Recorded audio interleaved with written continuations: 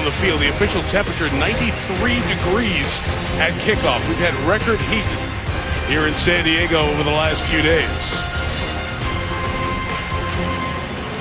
Steelers won the toss and they're going to receive. So you see the principals who will be out there when we get going.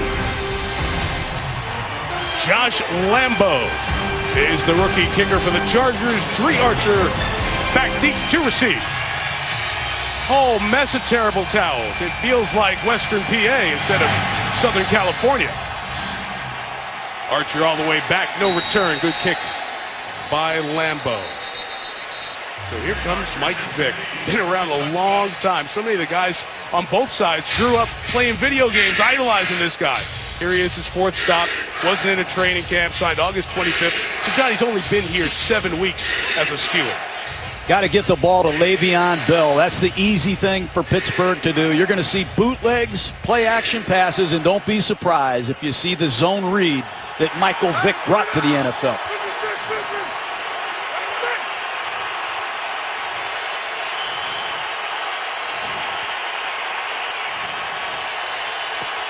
Opening drive starting from the 20. Le'Veon Bell's always patient. Good job by San Diego to get on the other side of the line of scrimmage. Kerry Tauchu helping make the tackle with Manti Te'o. Loss of 2.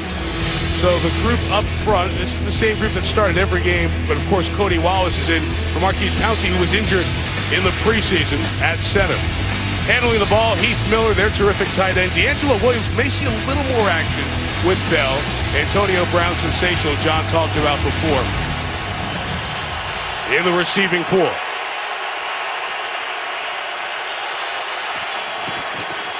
Officially a loss of 1 on first down, second down. Vick flush, throws, Heath Miller. First down for Heath, gain of 25, just shy of the 45. So Michael Vick does. He loves play action passes off of a strong running game. Pressure off the left side. Vick eludes it to his left and makes a beautiful throw to Heath Miller.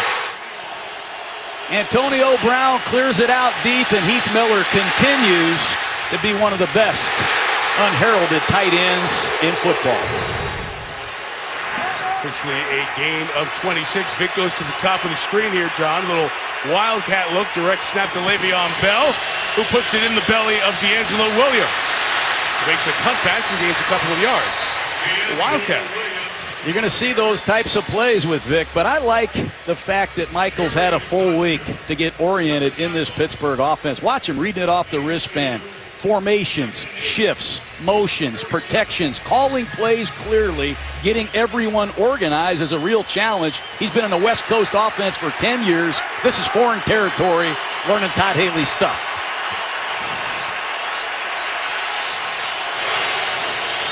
Right back to that same look. The wildcat with Bell across midfield and to the 48-yard line. John, when you get a Thursday game, extra time to prepare, you can put in wrinkles like that and run some wildcat. You can do anything you want with Le'Veon Bell. Le'Veon Bell jumps into the wildcat. Todd Haley, very creative. And you have to give him credit for adjusting the Steeler offense dramatically, given the injury to Ben Roethlisberger.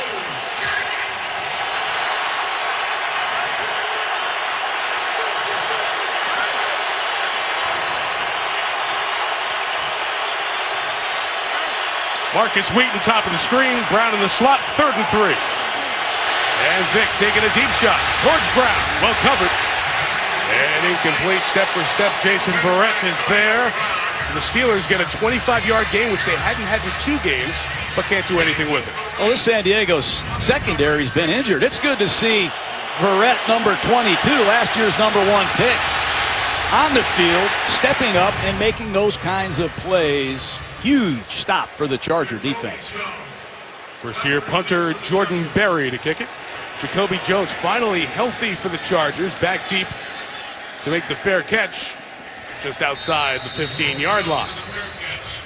It's only 33. It's all net. And Phillip Rivers will get on the field and take over for the Chargers in a moment. ESPN's Monday Night Football is brought to you by GMC. We are professional grade. ESPNFanshop.com, powered by Dick's Sporting Goods. And Navy Federal Credit Union, federally insured by NCUA. Old Town is where San Diego began. Once the heart of San Diego, still a vibrant celebration of California's past. First time for Rivers and the Chargers. Begin at their own 16.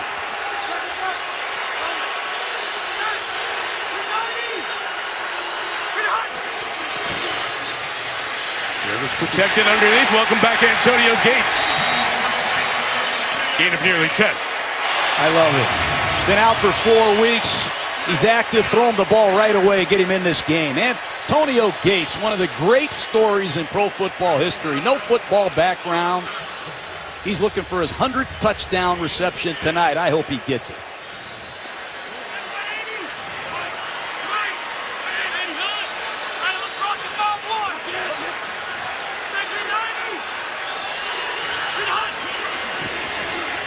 High snap, first down, Rivers, Gates again. First down again. Gains of 12 after a gain of 10. Using a lot of empty backfield sets and trying to get Antonio Gates against these Steeler linebackers and safeties. Tom Brady had great success in the opening game with these no-back formations, and Philip Rivers is all over that.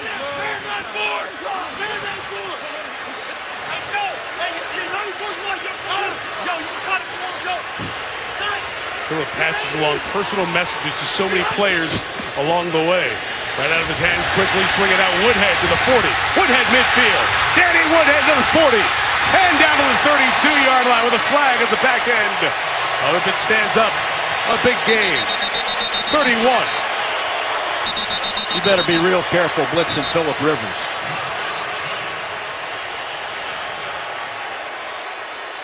Perhaps a trip downfield on the back end of this play. Pete Morelli is our referee. Personal foul. Grabbing the face mask. Number 31, defense. 15-yard penalty, automatic. First down. They got a cock rope for the face mask, and he'll take it inside the red zone. Well, you see the blitz coming right up the middle. 2 linebackers. Rivers sees it. Safety off the edge. He kicks the ball on the edge, and Danny Woodhead, coming off a career game last week against Cleveland, follows this up with a huge play. You see the face mask. First down.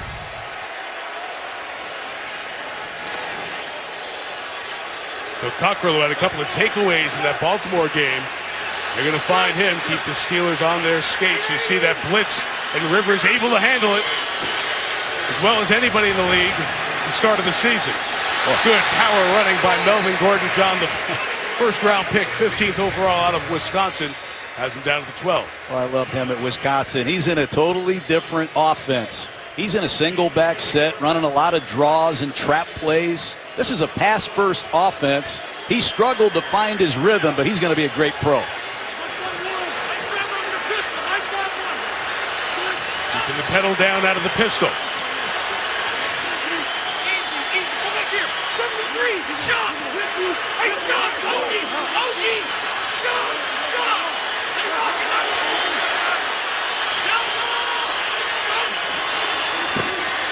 Second and 6, Rivers. End zone. Number 100, Antonio Gates. He had an edge about him coming in here. He was not happy being suspended for 4 games, and he has a lot to prove, and man, is he proving it. Philip Rivers saw it the whole way. He audibles to this pattern, and he gets Gates on a corner route against Will Allen. Another blitz by Pittsburgh, and they paid dearly. 73 times Gates at pay dirt with Philip Rivers. What a combination it's been. Antonio Gates, 9th player NFL history to catch 100 touchdowns. Josh Lambo for the extra point.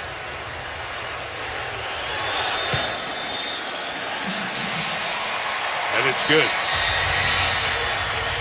4 game with the suspension for violating the league's performance-enhancing drug policy.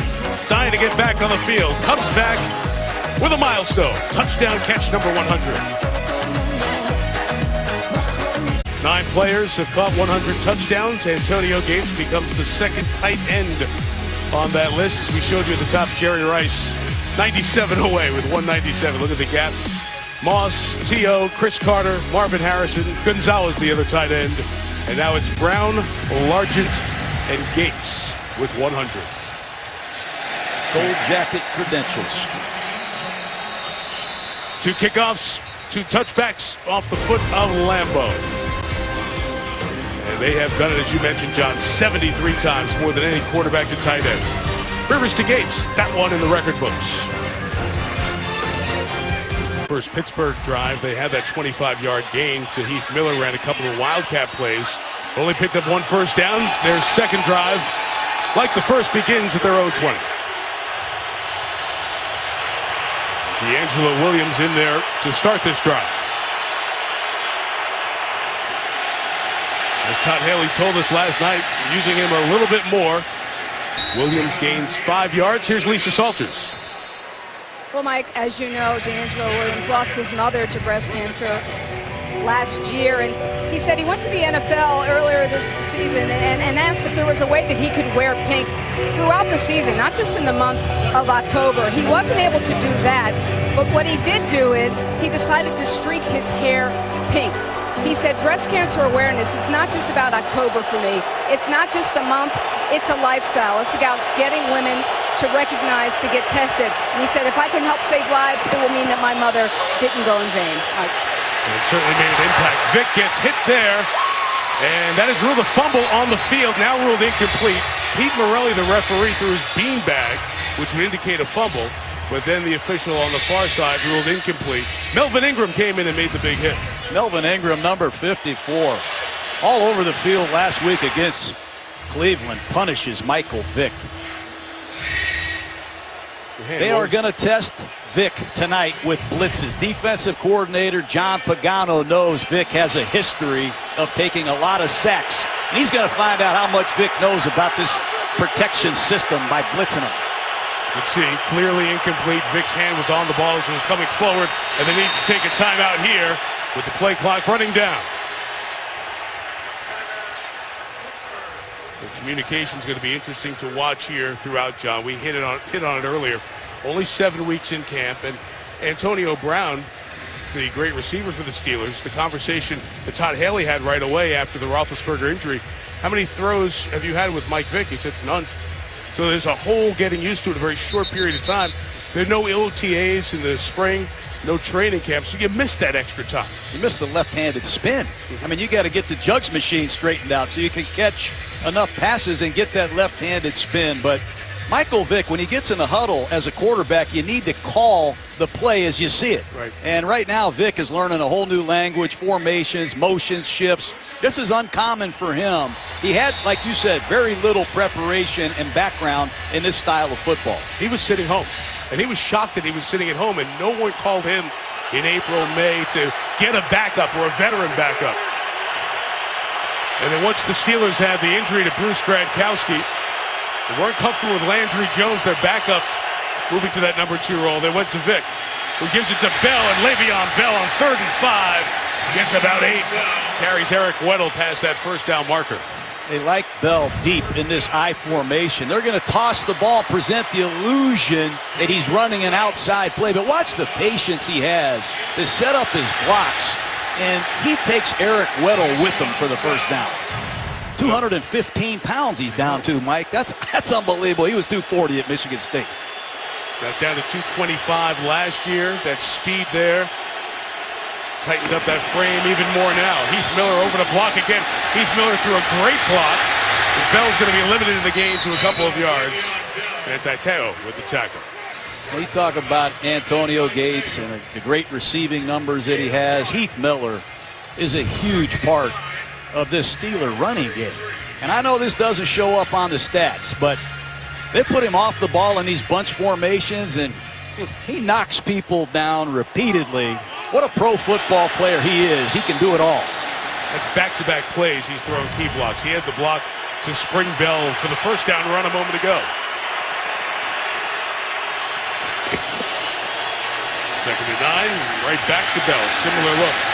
And John, there you see some of his patience as he runs for only a couple of yards. San Diego gave him nowhere to go. That's a Charger defense that's given up a decent number of points here, 27.5 per game. Up front, Reyes, Lismore, and Allegiant.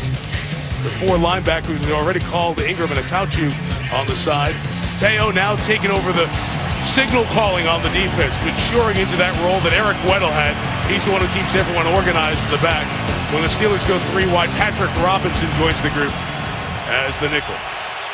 They're there right now, and Sammy Coates is that third receiver, bottom of your screen. 3rd and 6. Vic runs away from Ingram, and Emmanuel tries to stay in bounds, but is pushed out by Darryl Stuckey as they went with a 6th DB, and it will be 4th down. This Melvin Ingram, they use him creatively in 3rd down situations. They use him as a linebacker off the ball, and he has the speed, the ex-running back from South Carolina, to go get you. And you have to be impressed with Verrett down the field against Antonio Brown, Mike. One-on-one coverage with no help. Nice work. He'll be officially credited as a sack. 42 on the kick. Fair caught by Jacoby Jones at the 24-yard line. Each Pittsburgh drive, 1 first down. Philip Rivers' first drive is a touchdown. Drive 2 in a minute. Diego, you think all the time at the beach, enjoy the sun, kick back. No, it's been some hard work that Philip Rivers has put in here. Consecutive starts by quarterbacks in NFL history.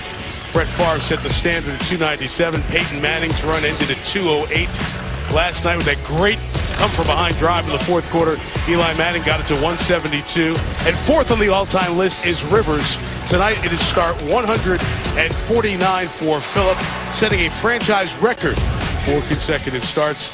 And John, it's been with a lot of different guys up front protecting him. No doubt. I mean, 3 new starters in that offensive line tonight. But I love this offense. It's recognizable NFL concepts, 5- and 7-step drops. San Diego attacks you vertically, not just horizontally like you see a lot today. And so much of it is because of Rivers. On his 12th year in the league. His rookie running back Gordon gains a yard. Sean Spence, who's in again for Ryan Shazier, who's inactive at linebacker with the tackle. And the San Diego offensive line makes it hard to do a lot of the things you want to do. No huddle offense, audibling at the line of scrimmage. Hairston, Wiggins, new players playing critical positions on that left side. They're going to have their hands full with the experienced Rivers and deciphering these audibles.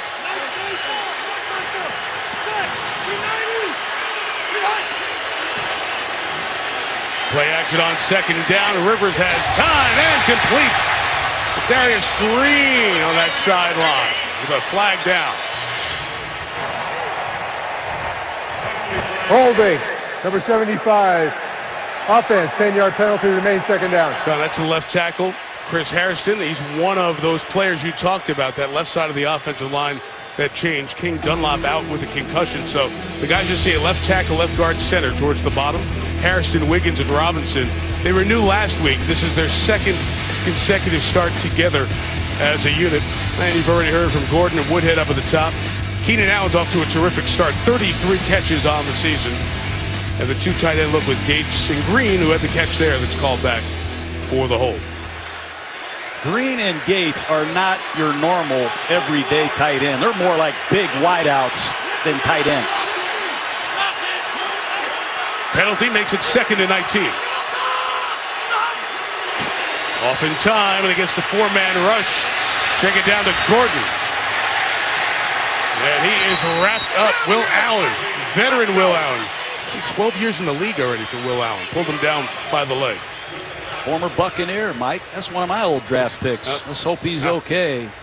Troy Polamalu, the longtime Steeler, obviously retired, and Will Allen has taken his place, and that is not a good sign. Cortez Allen, the corner, out with the knee, so the veteran Will Allen comes hopping over to the sideline. Robert Golden, 21, checks in at safety.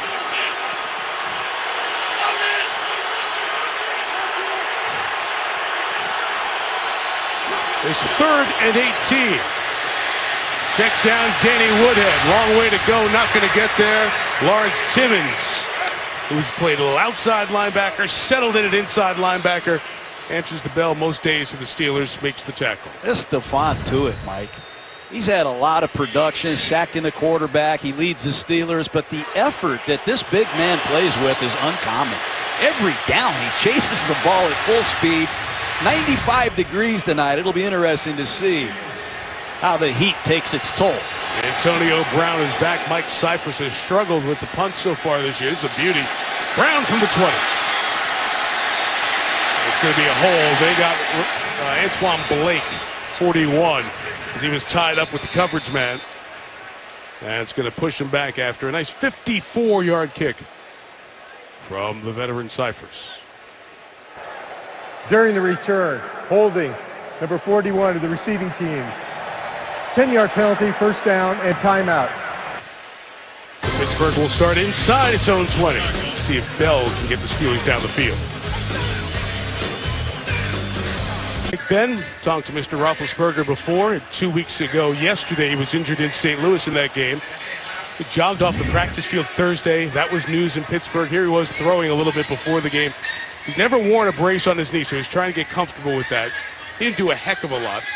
He really would love, he's dying to play on Sunday against Arizona. That's Bruce Arians' coach team. Bruce was such a great connection with Ben when he was the offensive coordinator with the Steelers. That's going to be a big ask for that. And maybe in a couple of weeks against Kansas City. The game after that is Cincinnati. Mike Tomlin telling us last night, we're not there yet. We're not asking the doctors for a daily update. Next week we get back to Pittsburgh. We'll hone in on the timetable. That was originally 4 to 6 weeks, and we're 2 weeks through that here tonight. So Roethlisberger helping, trying to aid Michael Vick in what he sees.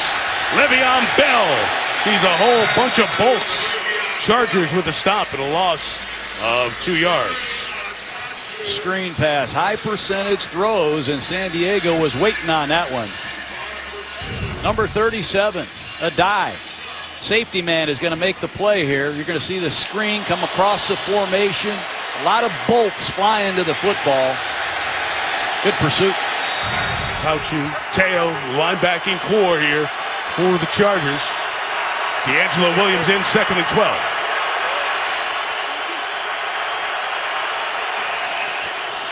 And it'll be a run with D'Angelo Williams up the middle. He'll get to the 18-yard line. So it'll be a gain of about 7 yards. Take a look at this third down coming up. A lot of perimeter defensive backs on the field. Left guard Ramon Foster almost stands up, staring at Michael Vick. So the center, number 70, Cody Wallace, can make all the declarations. Watch 73 is going to stand up, turn around, and let Michael Vick tell him when to snap the ball. Every down. They taps the center. It's let's go time. Vick on the crosser. It's complete. There's Brown with a lot of space. Antonio Brown into Charger territory. Going to be marked out of bounds at the 43-yard line. Big gain on third down.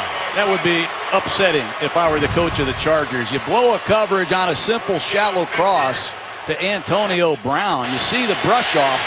Verrett got picked on the play. Levels of defense. If you're on the same level, there's a good chance you get picked off, and that's a nicely executed crossing route by Antonio Brown. 39-yarder. Man is right near the top of the yardage category again in receiving as we wrap up week 5. D'Angelo Williams, the back.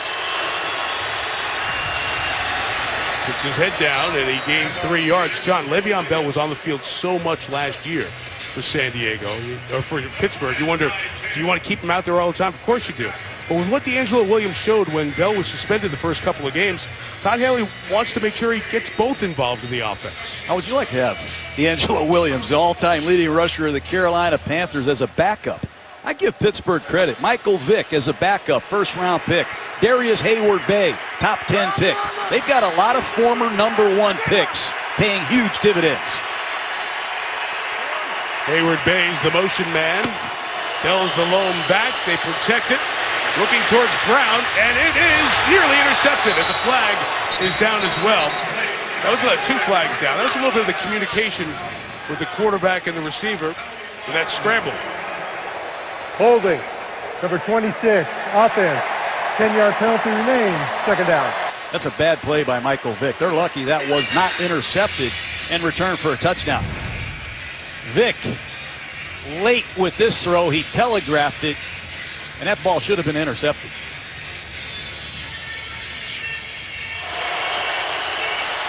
There's Barrett doing an excellent job. He knows he should have had that pick. See, Brown was kind of turning, move upfield a little bit. And Vick can throw it so often. You see Roethlisberger get out of the pocket, extend plays, and make plays. Not happening there. Manti Te'o injured. Came out on that play. 2nd and 17. Bell on the screen. It's the 41-yard line. It'll be a gain of 9 as we wind down this first quarter. And Denzel Perryman, number 52, is going to have his hands full. Te'o was wearing that green dot to get the communication from the sidelines. It'll be interesting to see who's wearing that communication device now for the Chargers.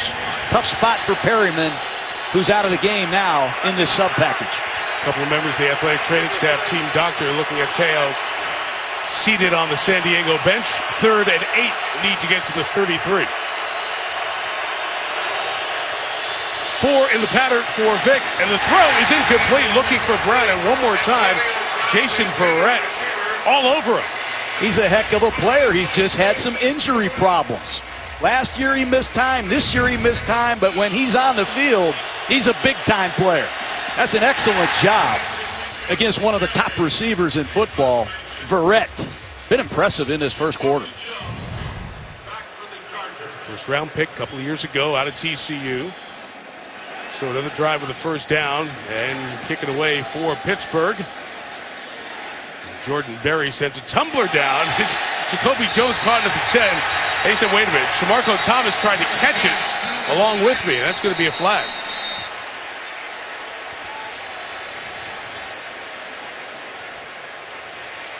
And that's going to be a big mistake. That'll give him 15.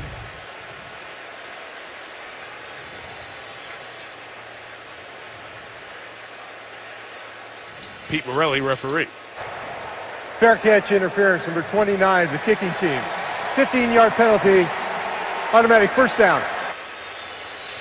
So we're going to be back at the 10 now. It's at the 25. I don't have to mention that he's from Syracuse, do I? No, please. All right, I won't. Next week, Monday Night Football. We're back on the East Coast, and we'll have the Giants and the Eagles. What a rally for the Giants against San Francisco. Entertaining fourth quarter last night. Philly got the offense rolling against the Saints. So both teams come in feeling good off a victory. We'll see Eli, we'll see DeMarco, we'll see Chip Kelly, all the Eagles, Tom Coughlin, and the Giants. Philadelphia, next stop, Monday Night Football, 8:15 Eastern. Countdown begins at 6 Eastern time.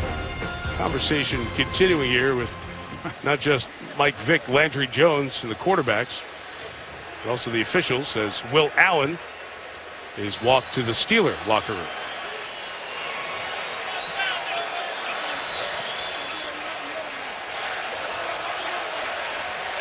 We hear that Will Allen is out for the game. Left ankle injury, Will Allen out for the Steelers. That's a secondary that doesn't need that, John, especially when Rivers wants to spread them and throw it all over the ballpark. They have a lot of unknowns out there in their secondary. Number 41, Antoine Blake. Number 31, Ross Cockrell. Not a lot of experience in pro football in this Steelers secondary.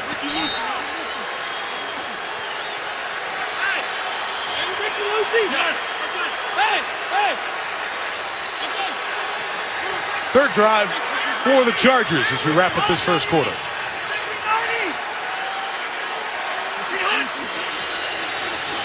Rivers will just spit it out quickly to Gordon, who is wrapped up. And Antoine Blake held on long enough for the rest of his guys to come and make the stop. Nothing gained there after a quarter. Rivers to Gates. The story. 7-0 San Diego. ESPN, celebrating the legacy of Monday Night Football. Every time we come here, why don't we live here? What are we missing out on? I don't know. It's great.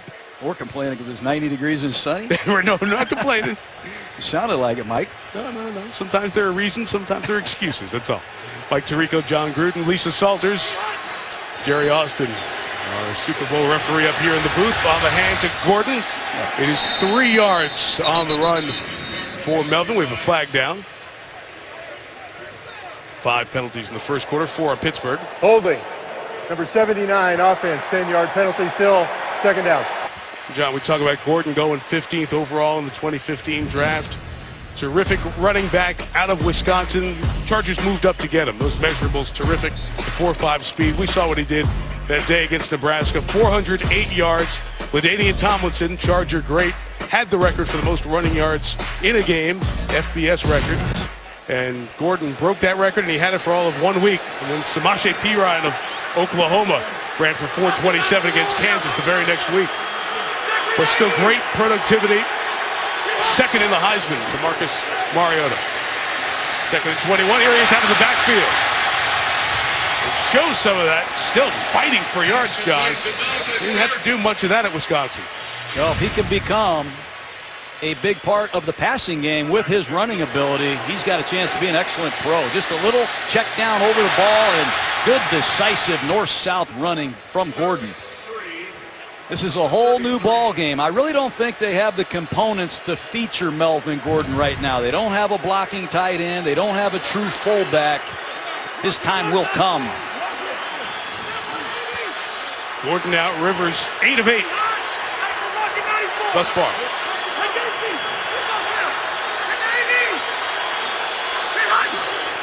Woodhead in as the back. Rivers protected. Throws it downfield, incomplete. And Dontrell Inman, his second-year receiver out of Virginia, speeding and streaking across the field. Behind the play, we have some pushing and shoving. Gates was involved, but that breaks up now. Watch Rivers in the pocket. I mean, he throws the ball down the field 45 yards with people draped around his body. His pocket fundamentals are amazing.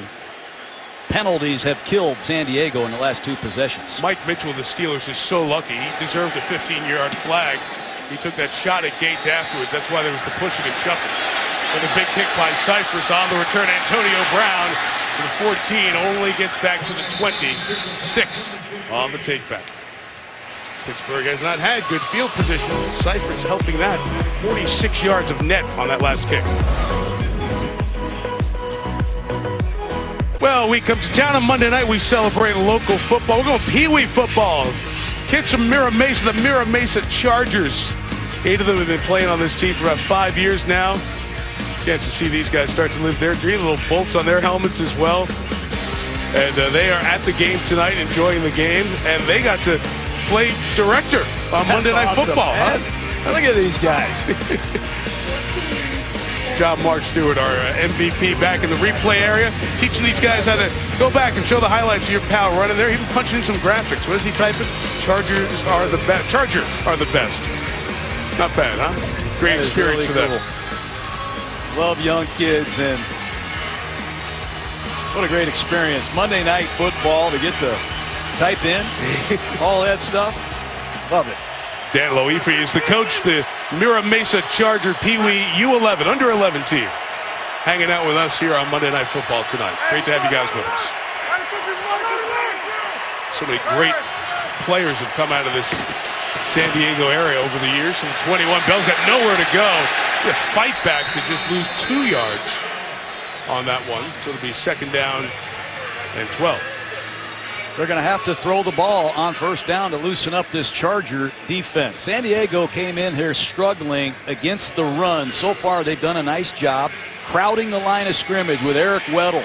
Both of these safeties have been impacts around the football. Vic's going to have to throw the ball, but here they go in the Wildcat again. Manti Te'o is back in the game, John. When we watched his injury via replay, didn't think we'd see him back in as he got bent backwards. Again, it is Bell. The Wildcat snap to the 25-yard line. It'll be 3rd and 6 coming up. We mentioned earlier that prior drive, the former Notre Damer, second-round pick in 2013, was injured. There he is, 50, as he was tackling D'Angelo Williams. John has had a history of ankle problems. Well, he's missed 21 games in 2 years. That's a huge sigh of relief getting Teo back on the field, their signal caller. That was Eric Weddle's job, and almost always in the NFL, it's a linebacker who takes the remote control radio headset play call from the sideline and delivers it. That's a pass delivered by Vick, but Marcus Wheaton can't hang on. It's incomplete, and you can see Todd Haley clenching his fist and his teeth. A little frustration. They're not tied in right now. Well, it's timing, Mike. You throw a timing route to the outside. It has to be a 3-step drop. Throw it off the plant. The footwork, the depth of the route, everything has to be exact. And the timing of this Steeler pass offense is way off. And it probably should be. Vick's only been here for 7 weeks. 4 possessions, 4 punts. This is a Jordan Berry kick and a long one. Here comes Jacoby Jones from the 19. Shamarko Thomas tries to make up for that penalty earlier with the tackle. But as you see in screen, another flag down. Seems like every special teams play we have a penalty, Mike. A lot of flags out there. They're still throwing them. 56-yard kick by Berry. We'll see where it ends up.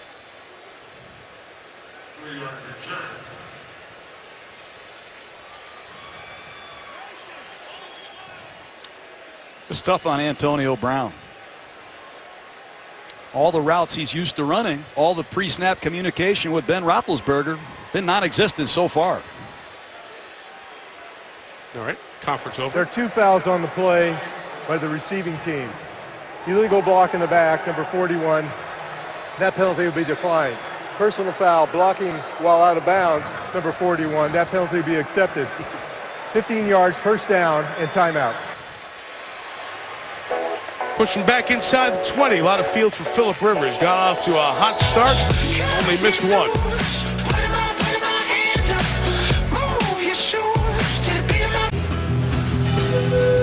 Like a little music there, John? You're a big fan of the pan flute?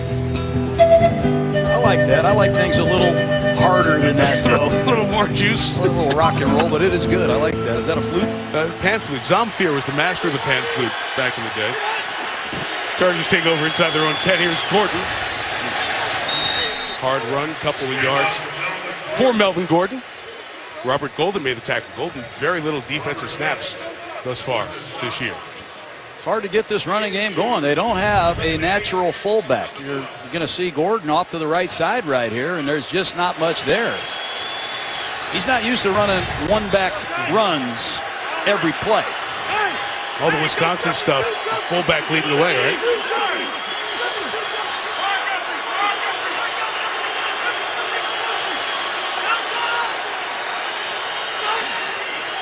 Rivers updates 4 or 5 guys on the field, and then flag was thrown, and Gordon went to the wrong spot. False start, Then we got number set. 75 offense. 5-yard penalty remains, second down. Chris Hairston again is flagged. Mike, it's this offensive line. Hairston's a backup. That's his second penalty of the night.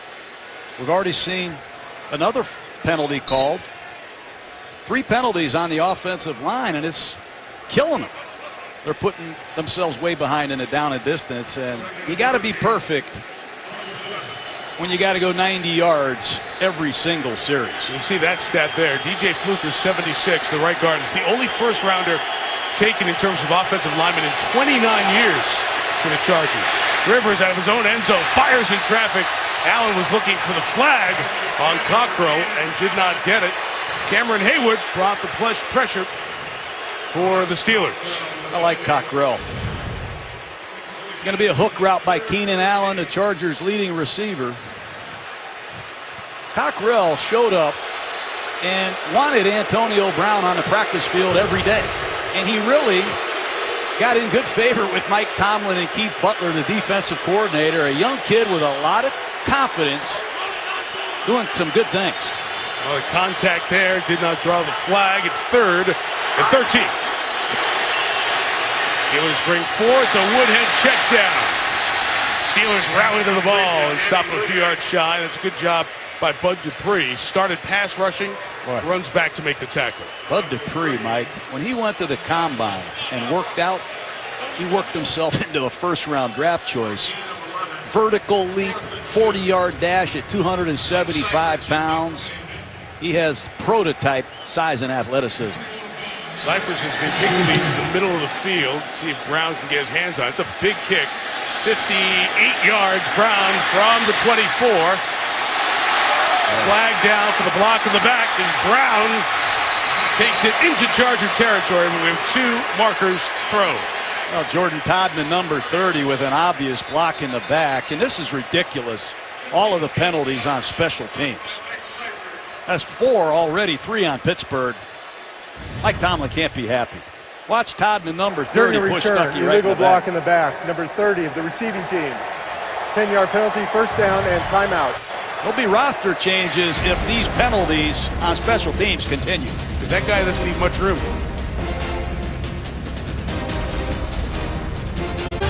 ESPN's Monday Night Football is brought to you by Courtyard. Make room for a little fun. Toyota, let's go places.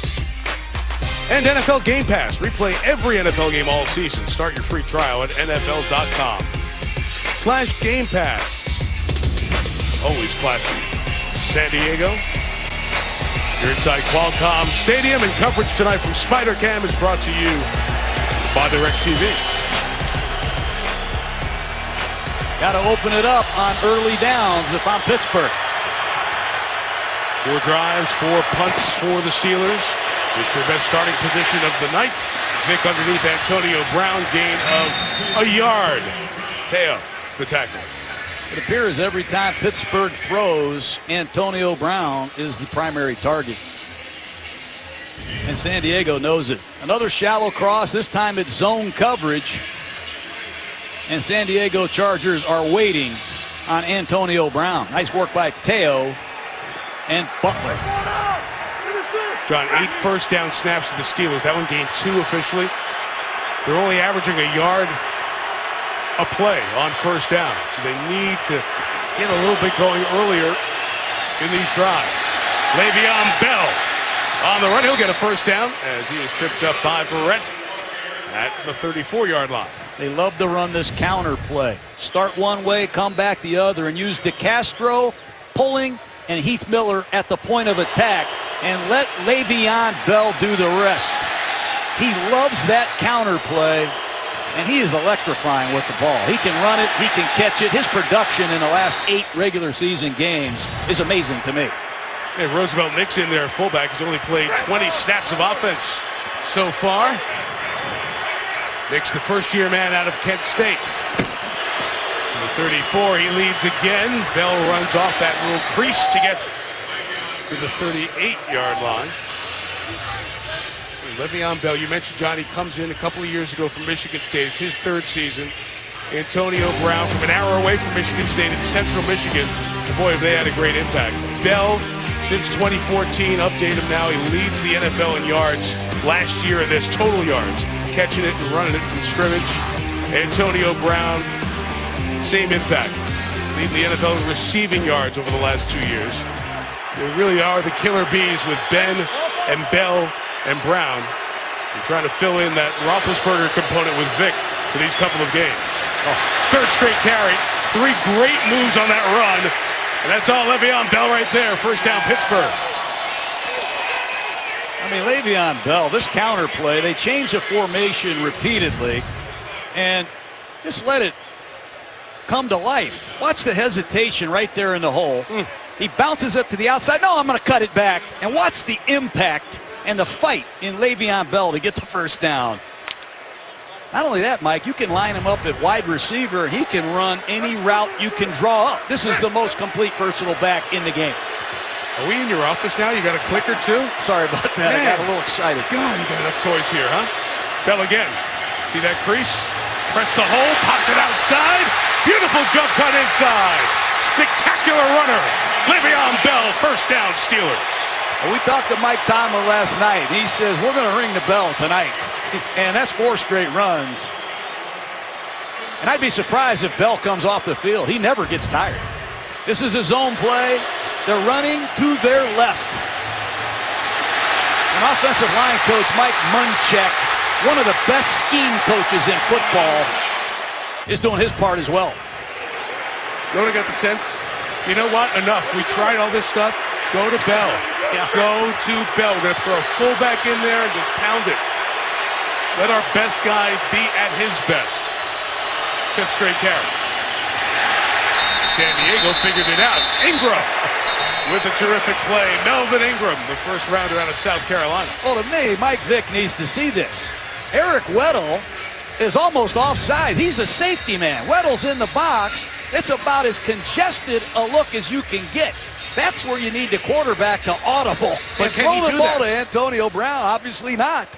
But you got to take advantage of looks like that. If Bell can command that kind of a look, you have to take advantage of it and throw it. With a Charger injury on the far side, Patrick Robinson, their nickel, is shaken up. So the Charger training staff over there to look at him. As they do that, we'll step out. 6:09 left. Steelers on the move with Bell trying to tie the game. Talking in break, Ben Roethlisberger, that may have been a different scenario on that play.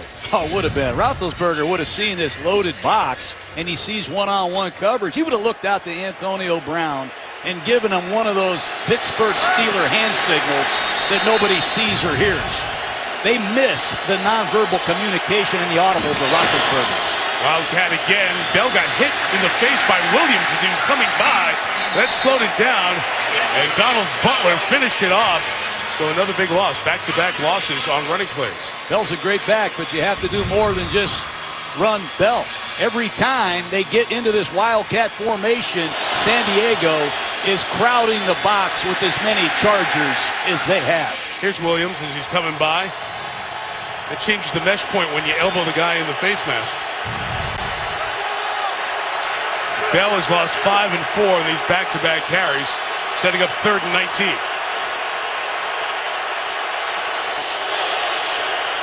Steelers trying to stay in field goal range, which has been shaky for them. They get it to Bell one more time, and Bell takes it to the 29-yard line, and now the shaky part of the Steelers season, which is kicking field goals. I think you know the tale. Sean Sweezum was injured in the Hall of Fame game. Garrett Hartley was injured in preseason game 3. Josh Scobie missed 2 field goals at the end in key spots last week, so he was released. We introduce you to Chris Boswell, the 4th kicker Mike Tomlin's had, and we're not even to the middle of October. I've been through this myself, Mike. That's why we drafted Janikowski in the 1st round, for crying out loud. They need this to go through the uprights. First NFL field goal attempt from 47. Chris Boswell. Here's the cheers of the Steeler fans. Mike Tomlin loves that. Never thought they'd get so excited by a 47-yard field goal. When we're done here in San Diego, it's back to Bristol and Sports Center at night with Scott Van Pelt. We'll have Steve Levy and the guys here for the full recap, all the crazy baseball stuff that happened today. And Scott will have his one big thing, signature part of the show. And the best thing he saw starts off every Sports Center with Scott Van Pelt after the game here tonight on ESPN.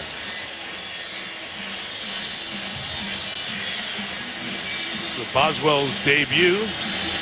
It's a good field goal. Now his first chance to kick off, and we want to check the depth on the kickoffs. And that was all the way back. Jacoby Jones had his foot on the white line. He's upset at Pete Morelli, but it's a touchback. Phillip Rivers, a lot of offensive linemen. And there were some familiar names like McNeil and Dielman early on, but then once those guys started getting hurt, John, 2011, a lot of "Hello, my name is" stickers were needed for Rivers. There were guys in like a turnstile. It was like an amusement park ride. Wiggins is in here now. Here are the numbers. Since 2011, 68 games, 29 different offensive linemen have started for the Chargers. That's the most of any team in the NFL going back to the start of 2011. Yeah, and they've only drafted 1 man in the 1st round in 29 years, and that's DJ Fluker, the right guard.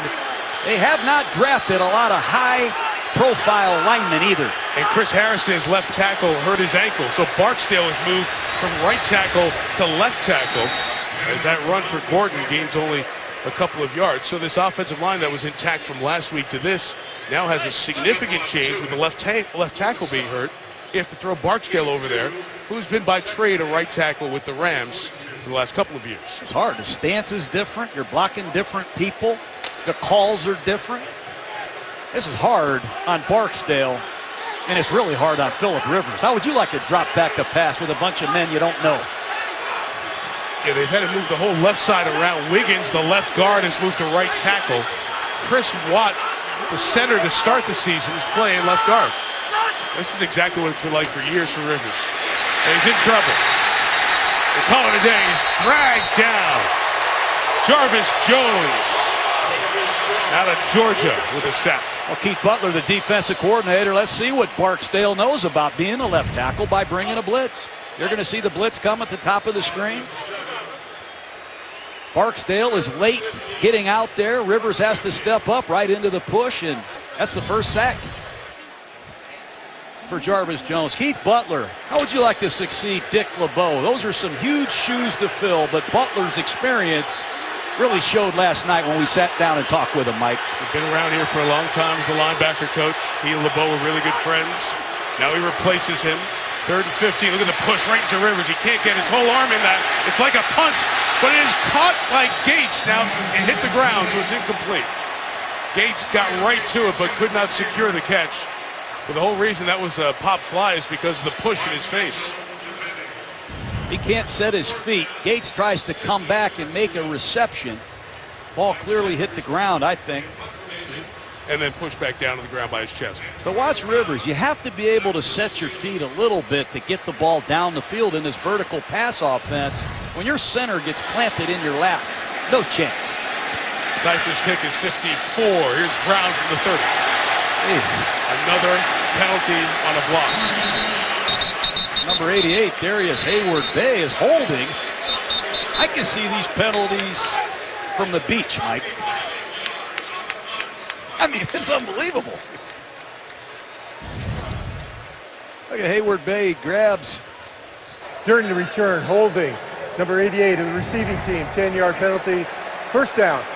You got a backup quarterback. He'd like some field position, but 4 special teams penalties is ridiculous. And a hold of Brandon Oliver there. It's every punt. So Vic back on the field. Defense getting the job done for Mike Tomlin. 4 3-and-outs in a row for the San Diego offense. I was on the field talking to Mike before the game, and he wanted to wish a happy birthday to his daughter, Jada, who's at home watching tonight before she went to bed at halftime. So Jada, your dad's thinking of you. Wish you a happy birthday. Mike really got used to not being in a camp, not in the OTAs, being around his daughters, being around his family, doing a lot of the dad things. But then the call came, and he was wondering why he wasn't getting the call to show up in anybody's camp and be a veteran backup. Now this opportunity, trying to save a few here till Roethlisberger's back. Play pass, checking it down to Bell. Good job in space by Manti Te'o. That's great by Te'o. That was one of the concerns I had for the Chargers pass defense was their underneath coverage, tackling Le'Veon Bell in one-on-one situations. But watch Te'o read this check down and make a beautiful one-on-one tackle against a premier back in space. Hard to do. We were watching tape separately in our homes, and I texted you this week about Te'o, and in space, a couple of guys have beaten him. It was a heck of a play against as good of a back as you find in the league. He's got 7 tackles, Manti, so far. We hit the 2-minute warning here in San Diego. Chargers up 4. Trade involving Michael Vick. The San Diego Chargers and Atlanta Falcons swap the number 1 pick of the draft. With the first selection in the 2001 NFL Draft, the Atlanta Falcons select Michael Vick. Yeah, I always thought this throughout the entire process that I was going to be a Charger, but the trade was made. Hopefully everything will go good for me. Kind of an interesting story with Vick. You go back to 2001, have to refresh your memory. Mike Riley was the coach. The late John Butler was the GM here. They dissected Vick and decided this is where we wanted to go. That was the time, John, where you went and negotiated before the team was on the clock back on Wednesday of that week, to try to get them all signed and in the fold.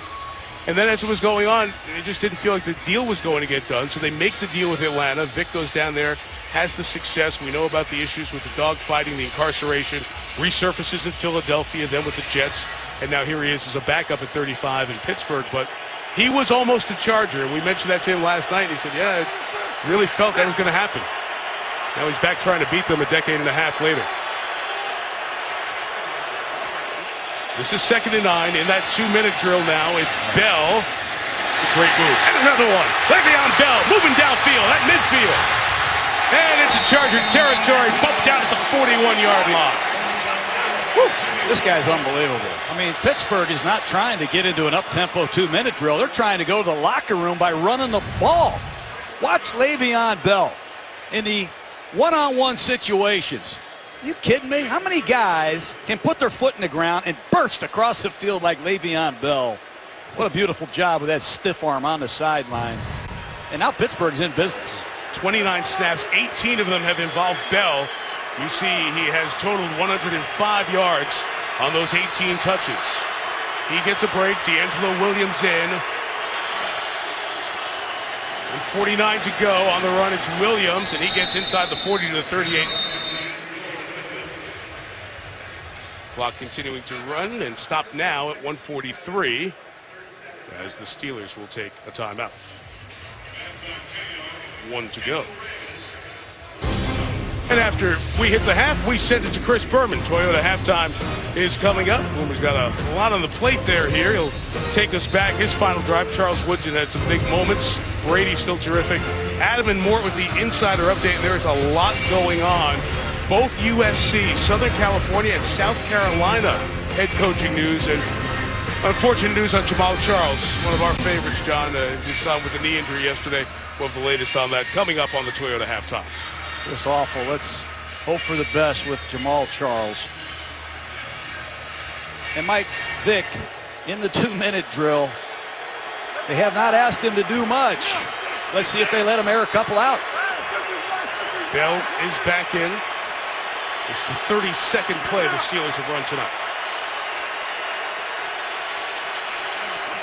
On 2nd and 7, Vick looking for Bell, and that pass is incomplete. Bell made a great move to get open.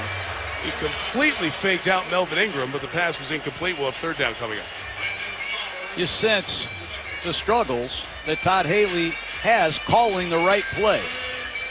Does Michael Vick like the play? Does he have a full understanding of the play? Does he know how to audible out of the play if he gets a bad look? It's hard business when you've had a relationship with your starting quarterback for 7 weeks.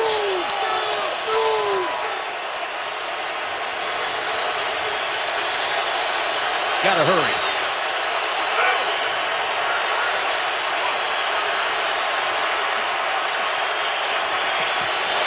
Off in time, no flag thrown. Vick cannot get out of the rush.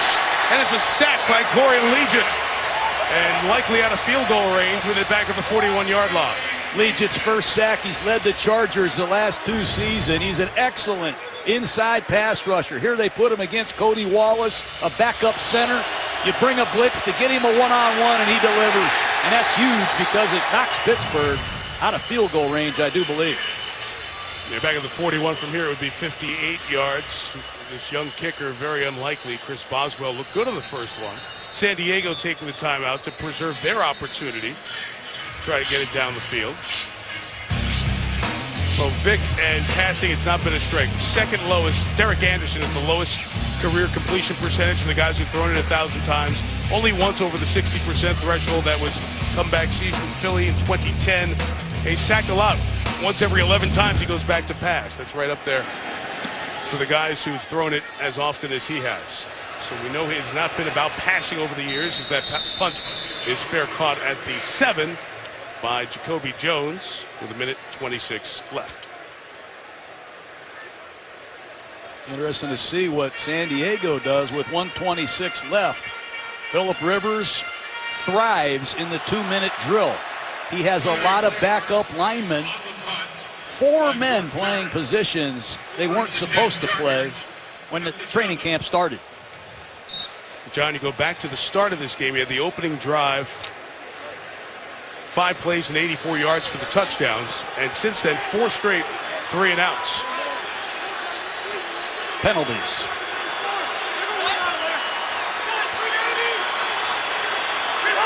And still the reconfigured offensive line. We'll try to start the drive with a Woodhead run. It won't go anywhere. And the clock will continue to run with 1:20 to go. Got to be alert for a screen pass if you're Pittsburgh. I expect San Diego to be thinking high percentage throws in this field position.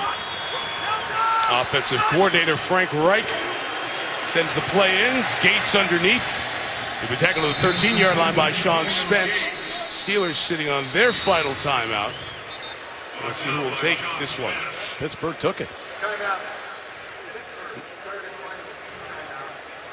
Mike Tomlin trying to force him to punt. You have Antonio Brown. Who knows, maybe you'll get a punt without a flag and give yourself a chance for a play or two here before the end of the half. I think he wants to unleash his pass rush. He's got James Harrison, 37-year-old pass rusher out there against Joe Barksdale. Remember, King Dunlap is supposed to be the left tackle. He's out tonight. The backup, Chris Hairston, is hurt, so this is the third string left tackle, Joe Barksdale. Mike Tomlin would love to see Rivers drop back to pass and give his pass rushers a chance to create an impact play.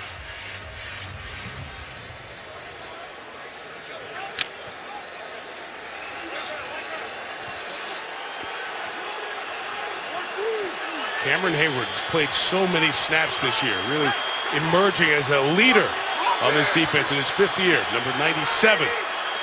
Walked the guard back to the quarterback, Rivers, last passing down. Here he's doing it again. Rivers steps in and completes on the cross. It is Keenan Allen who's got a first down, and San Diego takes a timeout with 49 seconds to go. First time we've called the name of Keenan Allen. Allen's caught a lot of passes. Had a huge game against Detroit in the season opener. And when Phillip Rivers gets hot, man, does he get hot. He hit 20 in a row to end the Lions' day here. But they are really struggling to pass protect and run the football, and penalties have hurt them. Let's see if he can drop back to pass and air one out.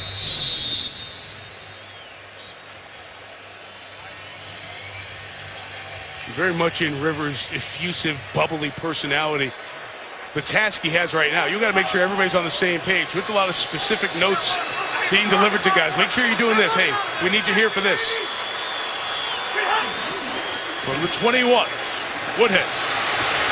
Got the block. Woodhead cannot get to the sideline. He's down at the 38-yard line.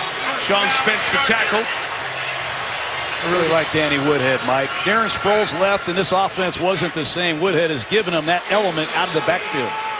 Gain of 16, 28 seconds, a timeout left. Rivers, the out is complete. Knee down, ball held onto by Floyd. And Malcolm has a first down in Steeler territory at the 48-yard line. Anticipation. He throws this ball way before Malcolm Floyd is even out of his break. That's years of practice. Beautiful thing. Another 15 yards to give Lambeau a legitimate shot. He was kicking them from mid-50s in warm-ups. The San Diego place kicker. 23 seconds left, middle of the field, still available. There's the cross. It's Allen. Keenan Allen fighting for the first down. Cockrell trying to rip the ball. He's down at the 40. And you have to use it here with 12 seconds. Yeah, you got to take that timeout. It'd be hard to get it, spike it, and then be in a situation on fourth down. I like Danny Woodhead. He is the smallest back in the league, but he plays big. And I'm sensitive about that. My son's a young running back. I love seeing these backs come in here and pick up blitzes. Watch Danny Woodhead against these inside linebacker blitzes. He comes across the formation for Lawrence Timmons. I give the kid a lot of credit. Nobody wanted him. Undrafted, not invited to the combine. He's made a lot of plays in the passing game for New England, now San Diego, and he's a crowd favorite here. So it's 2nd and 1. The ball's at the 40. There's 14 seconds left. Out of timeouts. From here, a field goal is 58 yards. We'd like to get a little bit more. Rivers working the bunch formation to the top with Gates at the bottom.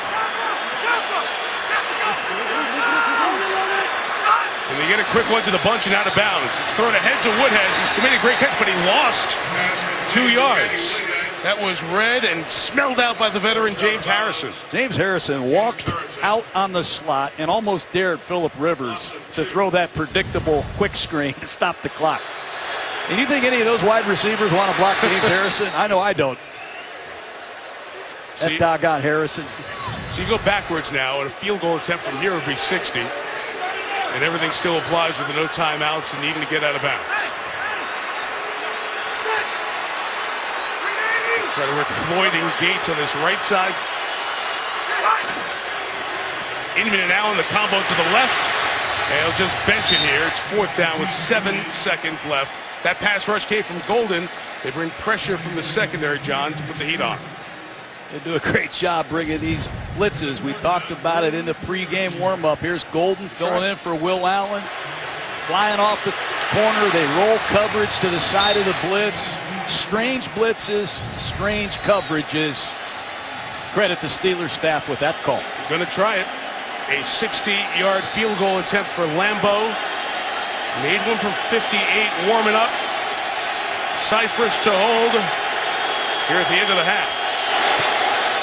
Wide left, no good, and the Steelers are going to get a snap from midfield now with 2 seconds left. So with 2 seconds left, Pittsburgh has a 1 shot to the end zone. And Michael Vick has plenty of arm to get it there. We've seen some crazy things happen on this play on Monday Night Football, Mike. That would have been by 3 a Chargers record for longest field goals. Nate Kading hit a 57-yarder, franchise record.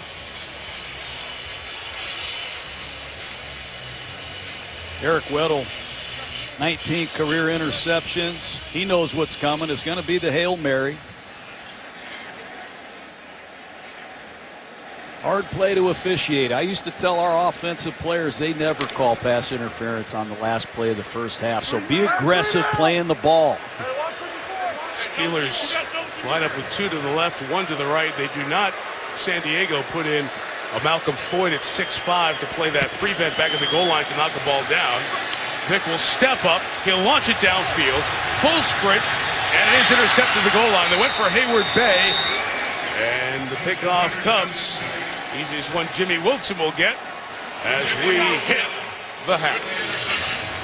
Rivers to Gates, the only touchdown of the first half. San Diego gets the ball to start the second half. 7-3 Chargers as we send this to Boomer. Toyota halftime. Chris. All right, Michael.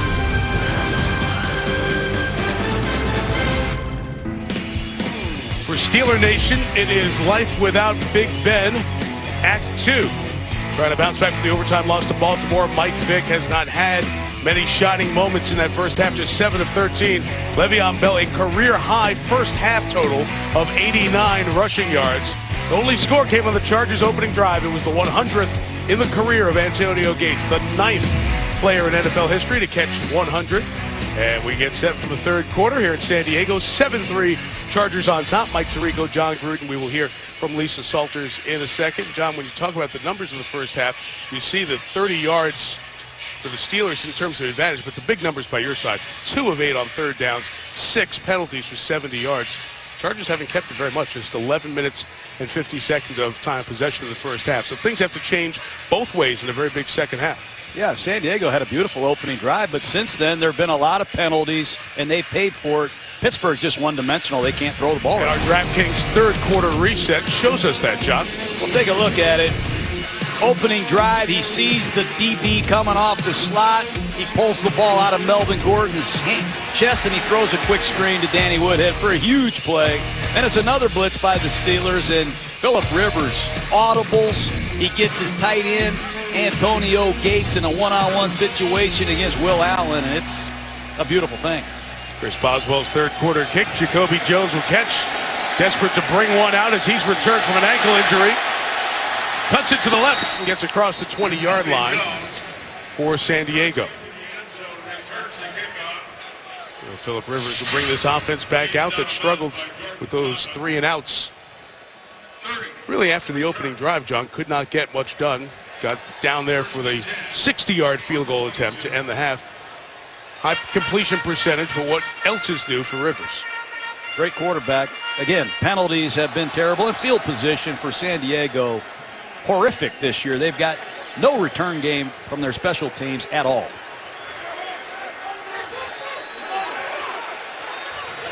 They're just 5 punt yards total in return in the first 4 games. And they have not added to that in the first half of this one. Gordon begins the second half with a run to the right, only gains a couple of yards. And John, you talked about this earlier. Hugely important game for these teams because they have undefeated teams. Denver in the west, Cincinnati in the north ahead of them. If you lose tonight, you're 3 back after 5 weeks. And all you can probably play for is a wild card. Hey, yeah, y'all squeeze that. Okay. Set. Okay, stay with him if he comes back, okay? 390. Get hot. 2nd and 7, still the reworked offensive line to start this third quarter. There's Gates complete, across the 35, and a first down to the 37. Antonio caught 4 balls in that first half.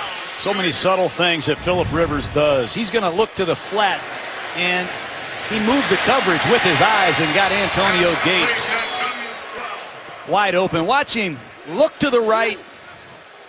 He freezes the flat defender, and Antonio Gates with the first down. Hey, make it punch. Punch. Buffalo punch. MVP. 380. The 37, they'll get Gordon to the edge. And the tackle made by Antoine Blake coming in at the 41-yard line. Melvin Gordon, 2 carries here to start the third quarter. These plays are different. The ball handling is different. The depth is different. Shamarko Thomas, John, in at safety, one of the 5 DBs for the Steelers, as that is a pull-down tackle by Moats. Arthur Moats brings down Gordon. About a yard shot of the first down. We'll have third down. Not often you see Melvin Gordon get back-to-back carries, and in a hurry-up situation, look for Gordon again. We go right to it. Gordon to the left gets the first down. And the ball comes out.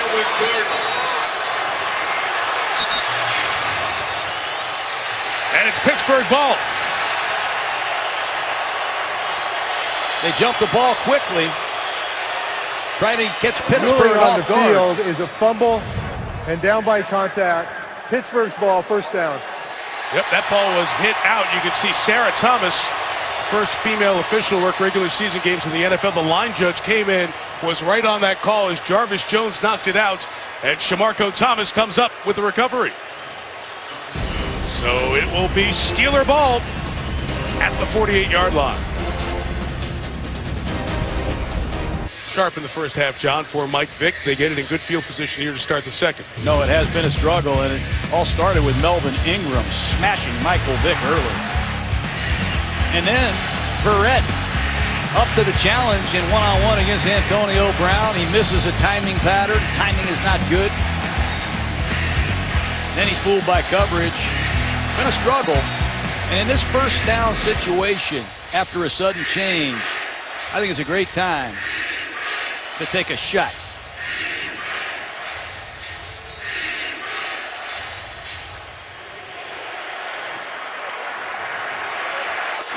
Taking over the Chargers 48.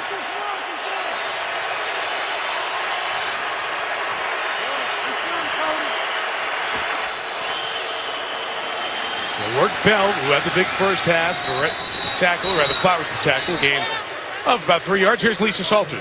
Yeah, Mike, I was talking to Mike Tomlin about his team struggles in that first half, and he said the problem was we just didn't convert when we got down into that, what he called that field goal fringe area. He said we had too many what he called red zone-like punts. He said that just took points off the board for us, and we got to get over that hump. This is what this team needs to do in trying to bridge the gap to Roethlisberger's return. Bell carrying 15 times so far, closing in on 100 yards. He needs 8 more. Able to take what could have been a negative yardage play and gain about 3. Some of the 4- and 5-yard runs he makes are impressive. That time Corey Legitt shot a gap, has a chance for a tackle for loss. Le'Veon Bell keeps Pittsburgh in a third and manageable situation. It's been all Antonio Brown on third down tonight. Keep an eye on Brown. Jason Verrett, number 22, has shadowed him all night.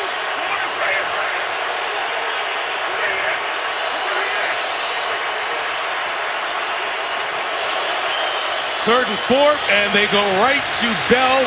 Chargers string it out and erase it. Corey Legitt, a contract extension in the offseason, makes the play to force fourth down. Well, you set the edge. You can't let the ball get outside.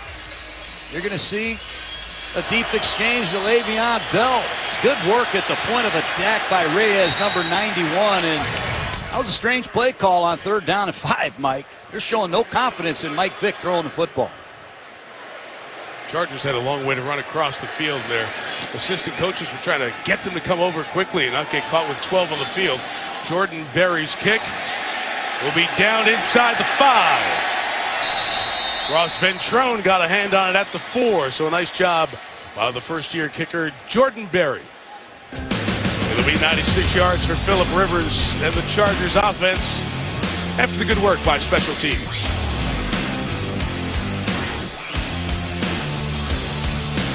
Mission Basilica San Diego de Alcala. It's the oldest Spanish mission in California, founded in present-day San Diego back in 1769. It's still active today.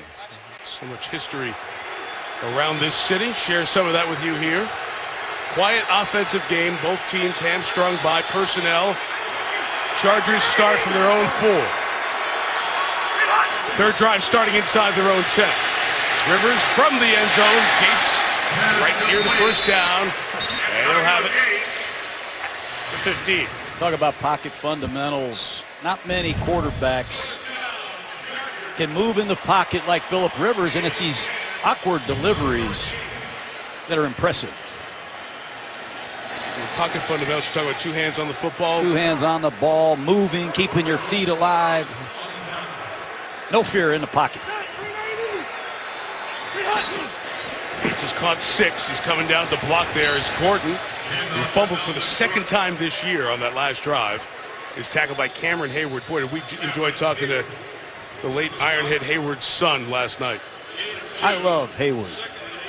You know, he got paid. He got a big contract. And if you're a young defensive lineman, you get paid if you have a lot of playing time. Hayward never comes off the field in any situation for this Steeler defense. He and Stephon Tuitt have seen a lot of action this season in the first 4 games. They're both rushing Rivers. Pressure off the edge. Bud Dupree gets there and comes up with the sack. The rookie first-rounder out of Kentucky. It's tough on Phillip Rivers. Wiggins has had a penalty tonight. Now he's beaten badly by the rookie out of Kentucky. Speed off the corner. Bud Dupree. Melvin Gordon needs to help. That's a rookie mistake by Gordon. He needs to know I have to chip and give my backup right tackle some help. That's why you talk about those fundamentals of 2 hands on the ball there. Dupree chopped on the arm. You're sloppy in the pocket. That ball's out. 3rd and 12. Woodhead is the back. Rivers just finding space to throw. Flag down, and he just gets rid of it. The San Diego offensive line is in real trouble. Holding, number 65. Offense, penalty will be declined. 4th down. That's Watt. He's had injuries. He's been in and out of the lineups. You see it on the left side of the screen. He's tackling Cameron Hayward. Pittsburgh should get it in good field position. Cyphers has hit some deep punts, but they have not had a great hang time. This one good hang time, not as deep. Antonio Brown catches the 47-yarder at the 41, well covered. And he is thrown down aggressively by Cavell Connor. 4-7 on the hang time of that kick. Still good field position for Pittsburgh, their own 41.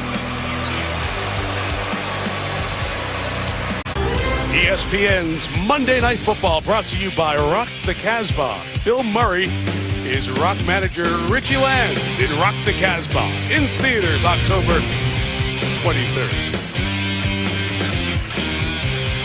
Coverage tonight from Spider-Can is brought to you by DirecTV. Pittsburgh has got to take advantage of this field position. Like 6 of their 8 drives have crossed midfield. They have 3 points to show for it. And great field position again.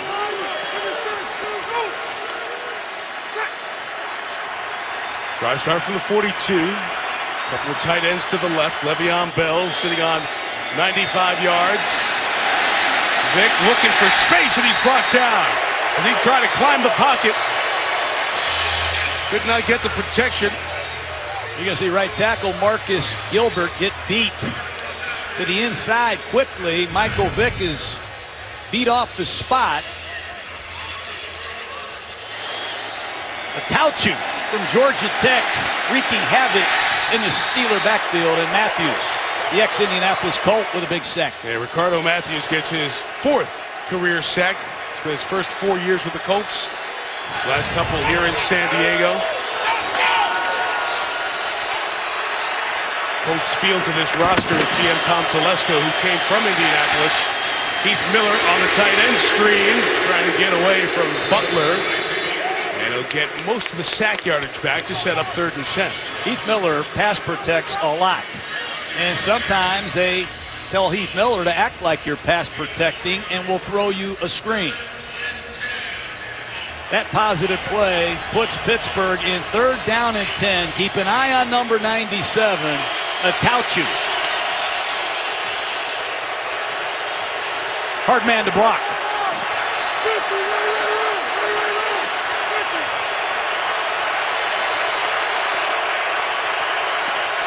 Third down struggles. Pressure comes. Dell picks it up. Vick throws, and it's almost intercepted. Jimmy Wilson had a read on that ball. Darius Hayward-Bay, the intended receiver. It's another 3 and out. Just too much going on Michael Vick's plate right now. If I'm Mike Tomlin, I might think about Landry Jones. At least he's been in this program for a period of years.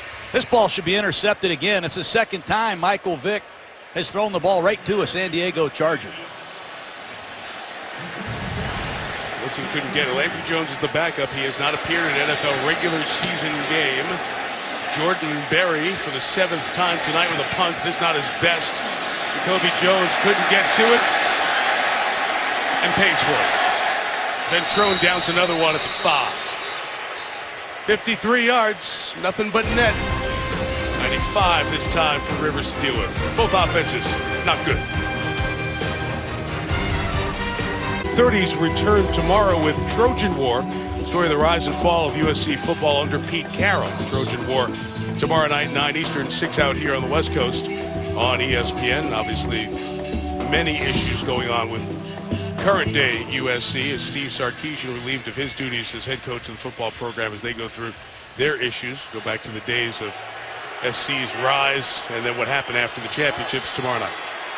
9th possession for the Chargers. They have not started beyond their own 26. This one at their own 5. No place for Gordon to go. Trying to go out that back and get tackled at the 7. O-line is in real trouble. Phillip Rivers, no chance. 2 different centers. Tackles changing positions. The center gets walked right into Phillip Rivers' lap. Right tackle Wiggins beat by Dupree. Tough to play quarterback. Tough to be a back when you just can't block. No time to throw. No time to take advantage of Will Allen, the safety being out. Underneath throw to Green, tight end to the 15-yard line. That'll be a first down for San Diego. John's 4th-year player out of Louisiana Lafayette did a nice job in the 4-game absence of Gates. He sure did. He's an excellent receiver and a vertical threat. The man can run. And Antonio Gates chomping at the bit. Jumping to the no huddle for the 16. Rivers quickly to Keenan Allen. That's 21 to the 22-yard line for Allen. We got off to a great start this year. 33 catches, his first 4. That equaled Gates' best start in a 4-game stretch for the Chargers to begin a season. And you see how quickly Rivers is getting rid of the football. Out of that pistol. Allen again. He's got offensive linemen to block for him. And Keenan Allen gets it across the 40 to the 42-yard line. And it's San Diego's 2nd first down. Gain of 20 there. Credit Joe Barksdale. Moving from right tackle to left tackle. He starts inside. He sells the cutoff block, and then he leads the screen on the edge. Beautiful thing. And Keenan Allen, you said it, Mike. A lot of production early this season. Hey, Charlie Tiger! Charlie Tiger! Rivers loves to be in complete control of that offense. A couple of words, tell everybody what to do, and he just dumps that one because he saw everybody was covered. And helps Pete Morelli by saying, I was throwing for Allen right there. Not grounded. It's a nice job by the Steeler defense. They know Phillip Rivers has to throw the ball quickly to help his offensive line. That time they were waiting on that quick screen. And in 2nd and long, screen down with Danny Woodhead in the backfield.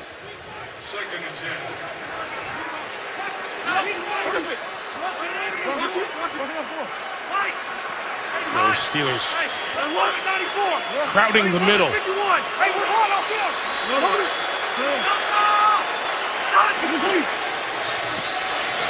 bring 4. It's Allen pivoting for the first down. He's down to the 43-yard line. They give him 14 on that. Chargers looking good on this drive. Yards after the catch, and Antoine Blake, number 41, has to wrap up in this one-on-one situation, and Keenan Allen continues to stay hot for this Charger offense.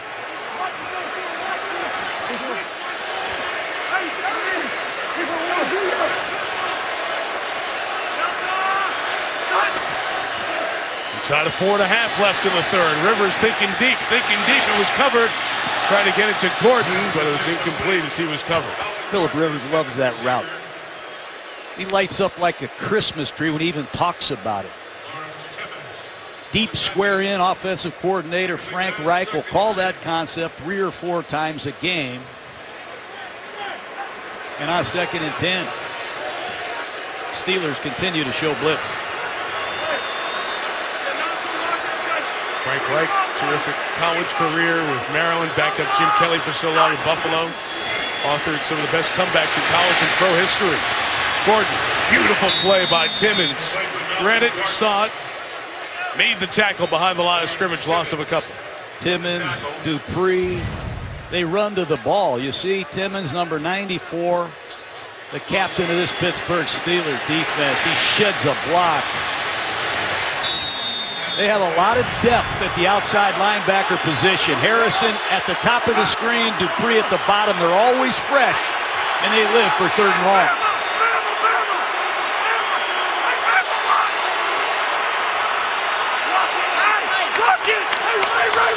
That 3rd down noise, all the Steeler fans waving terrible towels in addition to trying to get loud. Rivers, middle of the field, is intercepted. Antoine Blake. Blake's got space. Blake may go. Blake 30. One man down here for the Chargers. Cut back Blake in for the touchdown. That's that Pittsburgh Steeler zone blitz, and they rotate to the side of the blitz, and they got Philip Rivers just like they got Joe Flacco last week. Rivers did not like the route run by his primary receiver, but the blitz is going to come at the bottom of the screen, and coverage is going to rotate to the side of the blitz. And Malcolm Floyd at the bottom of the screen ran a poor route. He's got to come across flat. If anything, lose ground, but don't gain ground out of that break. Antoine Blake redeems himself after missing a tackle. These unheralded Pittsburgh Steelers corners have been magnificent. Blake, number 41, ex-Jacksonville Jaguar, came here as a special teams player. What a play. He was very laissez-faire with the ball there along the way, too. Gets the touchdown. And to add injury to the situation for San Diego, already thin on the offensive line, Joe Barksdale was injured on the return. Good to see him get up. Barksdale started at right tackle, moved to left tackle with the injury to Chris Hairston. But the Steeler defense comes up with the score. And as I said before that 3rd down, John, you're at home, you're expecting to have a quiet crowd to communicate in. And Rivers knew this coming in, but so loud with the Steeler fans making noise, and they were up waving all their terrible towels as that play was going on, and the return for the touchdown. Loud at our hotel. These Steelers fans are unbelievable. We say they travel as well as any team in the league, but man, they love San Diego just like you do, Mike. Gaslamp District was full of black and gold last night.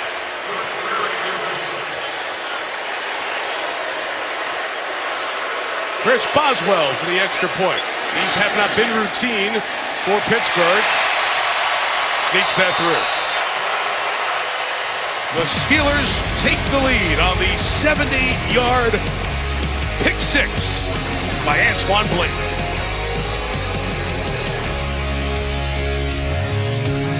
Back memories, I know for you, pal. Hey, Super Bowl 37, Mark Artega You're one of your staff members there with us. Yeah, that's my son Mike right there. Look at you, man. You look great there, Mike. Yeah, terrific. Look, I look so miserable. I know you're going to come work with me at some point there. Yeah. Who is this crazy guy there? They keep Is it saying cool? San Diego's going to move. I hope they stay at this stadium because this is my favorite stadium of all. Love coming back here, don't I you? sure do. Yeah. You get the goosebumps driving in. It seems like yesterday. It really does. It was an incredible day. The big victory of the Super Bowl over the Raiders, the team you had coached before that prior year, going to Tampa Bay and getting those guys together. And Mike Tomlin, a part of that. It's great to talk to Mike about that. Big part of it. We generated a lot of turnovers, and he was a big reason why. And that's a signature Mike Tomlin moment right there.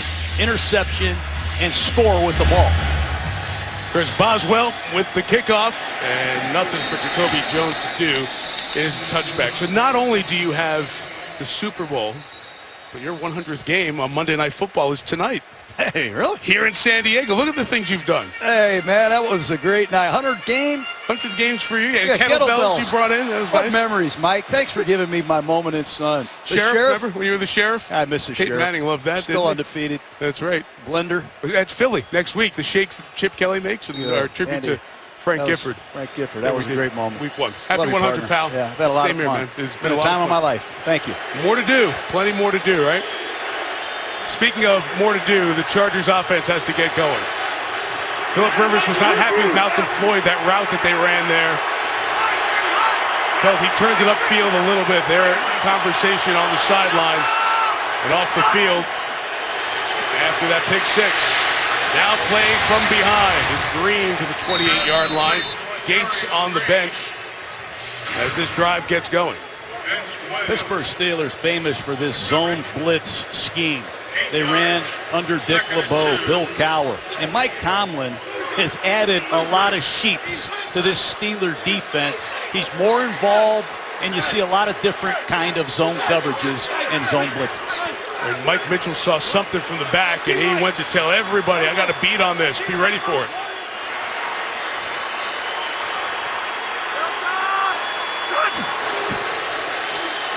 Second and 2, Rivers get the first down with Gordon.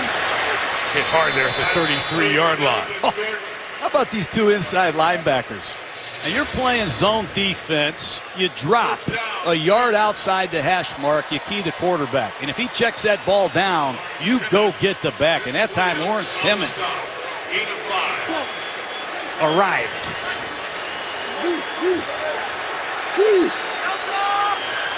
J.D. Walton is in at left guard for the Chargers. Gordon on the screen, got away from the tackle there by Timmons, gets down the field to midfield. Gain of 17, first down, Melvin Gordon, San Diego. You're seeing quick screens, different kinds of slow screens, trying to slow this pass rush down. They slipped Gordon out of the backfield. Good work down the field by the Charger lineman. And Keenan Allen sustains the block as well. Adversity. Every quarterback, every football team is faced with it. Do you respond or don't you respond? Going to be a thrilling finish. Moving the ball well on the last drive before the interception.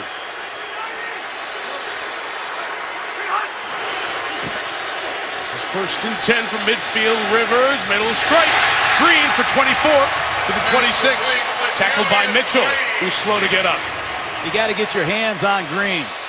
If he gets a free release, he can turn that speed on and really be a force down the field. Both starting safeties for the Steelers banged up. Allen's out, Mitchell's hurt.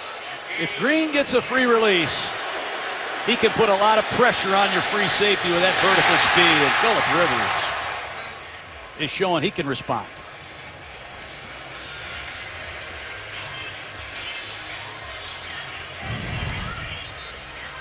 We talk about injuries. The Chargers are down to 6 offensive linemen. Steeler athletic training staff taking a look at Mike Mitchell, who's had a very good season, played in Oakland, played in Carolina before here. Will Allen's already out, Mike. Their other safety. So Pittsburgh is really depleted in the middle of their defense.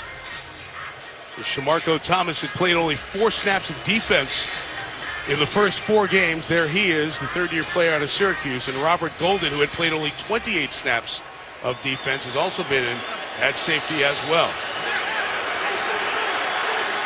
San Diego has Tyreek Burwell, 78 in at tackle. He's their last available lineman. And Antonio Gates is in the slot. A few moving pieces in this one right now.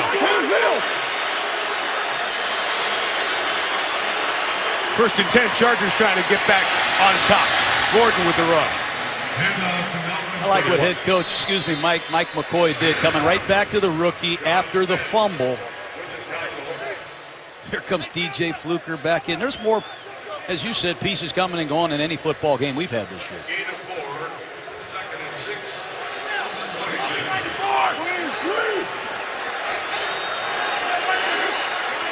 Gates the touchdown earlier, 100th of his career, the only San Diego points. Rivers going to let the quarter go. It's like a golfer, he shot. I'm pulling my glove off, coming back to the tee for the next one. 10-7 Steelers by 3 after 3. ESPN, celebrating the legacy of Monday Night Football. On Stadium, San Diego. Mike Tirico, John Gruden, Lisa Salters were set for the fourth quarter.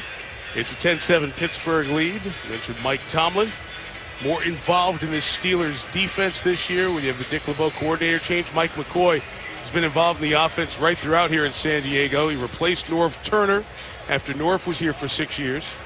He came off the success with Peyton Manning in Denver, but had been in Carolina before that. So you've got a bit of a hodgepodge of this offense. Some of the stuff Rivers likes, some of the concepts that McCoy has used over the years, and they found a real happy medium. It's all based on what Rivers likes. Right. If he don't like it, it ain't getting in the game plan and getting called. I can assure you that. His fingerprints, Phillip Rivers, are all over this offense. Steelers safety Mike Mitchell back in the game. Went out a few plays ago. The quarter begins with 2nd and 6. Rivers looking Gates' way. Incomplete. Robert Golden, who's been in a lot for the injured Will Allen tonight. Antonio Gates, been gone for 4 games. He's been in and out. Here comes Green back into the game. Stevie Johnson, their normal slot receiver, inactive tonight with an injury. A lot of new linemen. 3rd and 6. They're 1 for 9 tonight.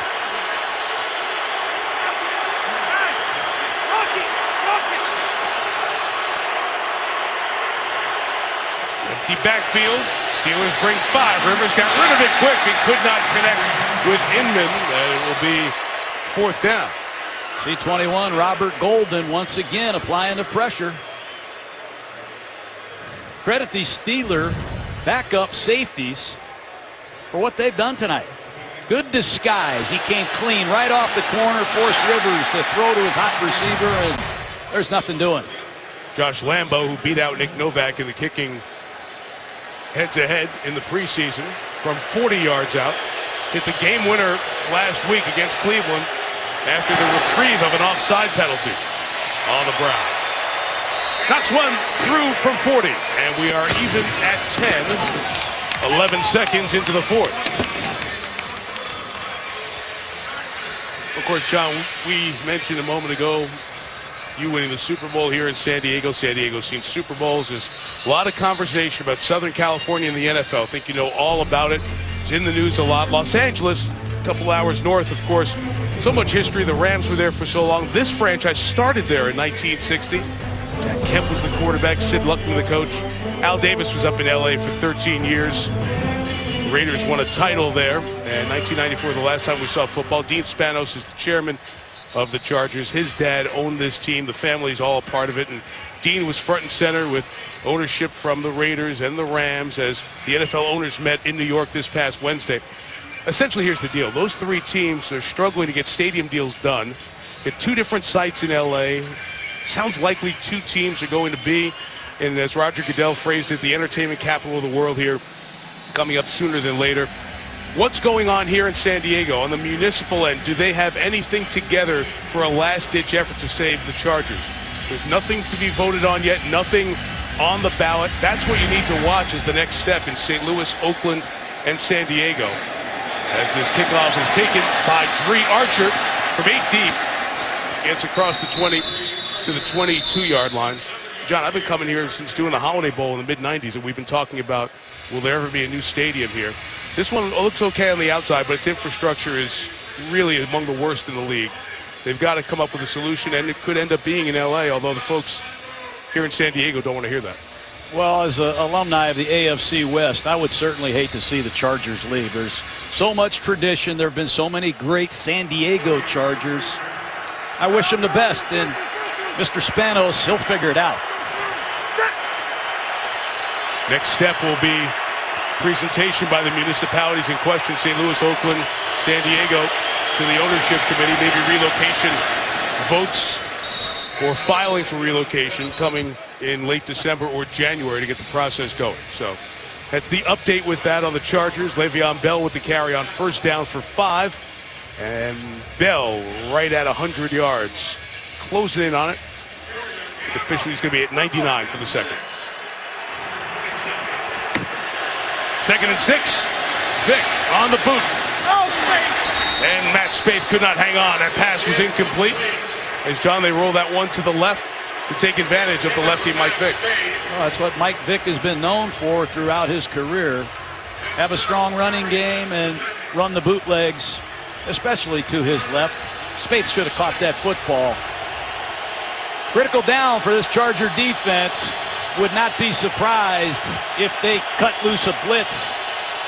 Antonio Brown been awful quiet. He's normally good for 5 catches and a lot of yards every week. He's got 2 catches, and we're in the 4th quarter. Timeout taken by the Chargers.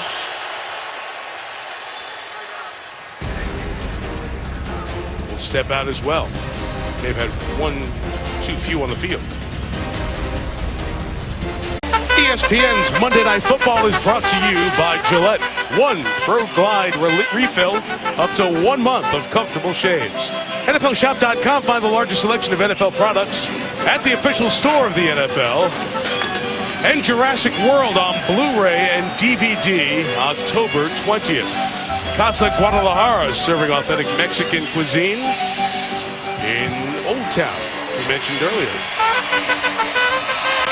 Michael Vick, no yards rushing tonight. No scrambles.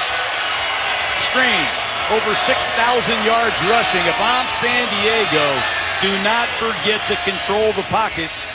Michael Vick known to take off in these 3rd down and long situations. Teams have combined 3 conversions out of 20 3rd downs tonight. Thus all the punting. 3rd and 6.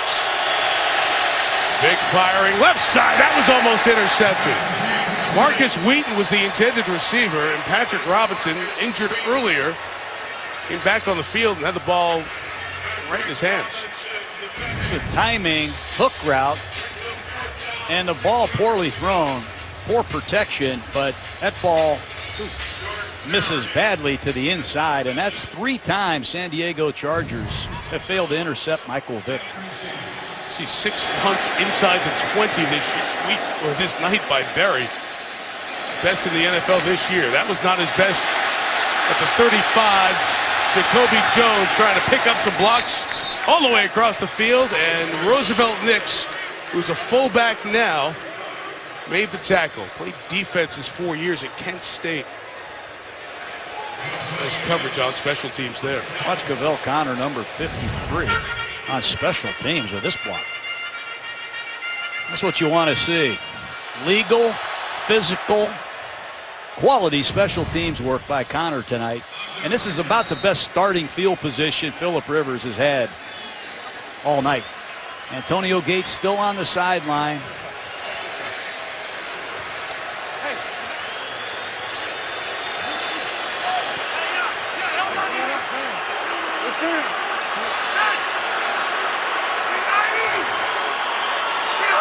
See what they can do with that best field position of the night. Inside handoff. Hanging on to Gordon and bringing him down is Arthur Moats. Flag you see on the play. Another holding call on this Charger line. Holding.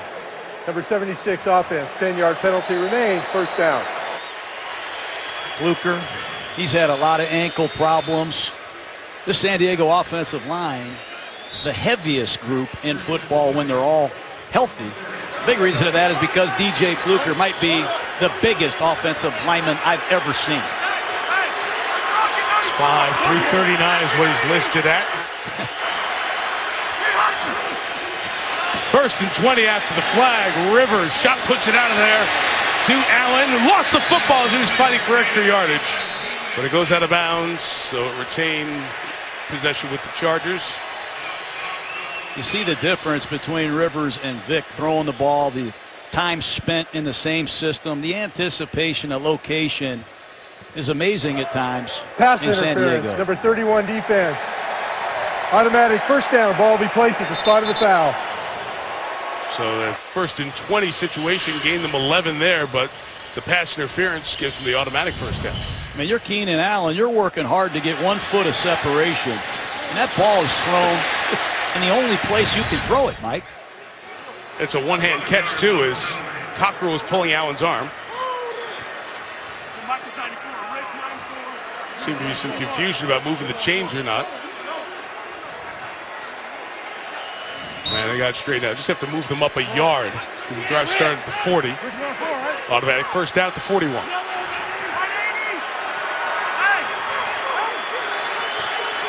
your punch! Dodge your punch!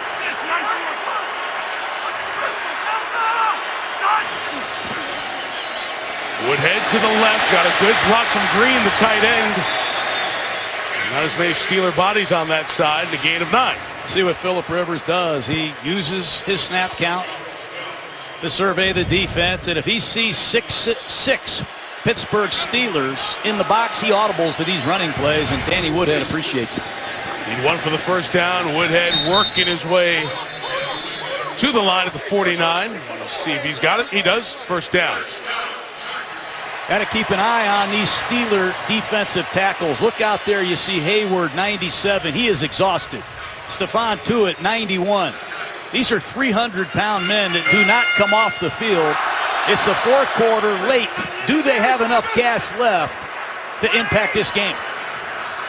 First rushing first down for the Chargers. Hey, I want to go. Blade, okay? Blade. Blade. Just run. The 49, he moves Woodhead back there to take it. And take it for 5 or 6 yards. Yet another flag is thrown in the backfield. Preliminary indication of Holding. a hold. Number 66 offense. 10-yard penalty remains first down. And J.D. Walton. Unbelievable. I think Hayward got held again.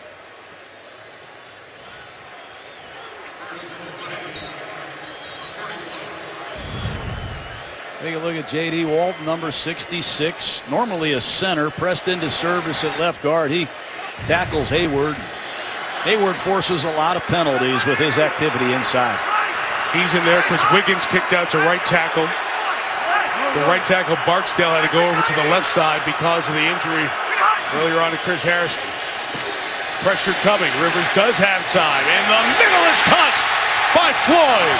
That time they're on the same page. Inside the 30 to the 27-yard line. Well, Malcolm Floyd let Rivers down on the interception. They got together on the sideline. They said, head M80, we're going to need you down the field. What another beautiful throw by Phillip Rivers, and great pickup by this San Diego offensive line, who's getting it done no matter how many injuries they have. Floyd was a question mark coming off concussion last week. Got through the protocol. Gain of 32.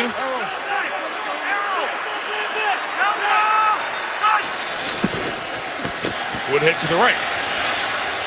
Nothing there. Timmons waiting, loss of a yard. Rivers, every snap in dialogue with his teammates, trying to get him in the perfect play. And Pittsburgh doing everything they can to disguise their alignments. What a chess match between Rivers and the Steeler defense as we head home in the 4th. Look at Tuitt. Got to be exhausted. Again, it was 93 at kickoff. Temperatures in the upper 70s. Unseasonably humid here in San Diego. Just like backyard football. Country kid from Alabama just taking care of everything here. Handed off Gordon. Gain of a yard. Good play by Sean Spence coming in. Spence is in because Ryan Shazier, their first-round pick of last year, is missing another game with his right shoulder injury. That's the first time I've seen San Diego in an I formation tonight. Just not what they're known for. And on 3rd down and long, Antonio Gates is checked back into the game. Got to avoid the sack. Must maintain field position to at least get a field goal here.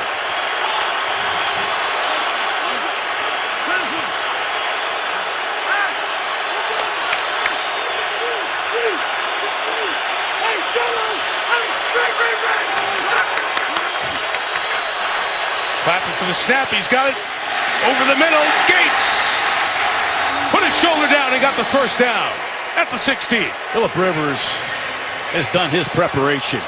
He sees the overload blitz. He changes the route. He changes the protection. They pick it up, and he gets San Diego in the perfect play, and Antonio Gates hurts Pittsburgh badly underneath. Is that what he's doing the second time, changing the protection? Yeah, look at the urgency he has. He knows he's running out of time. I love watching him play quarterback.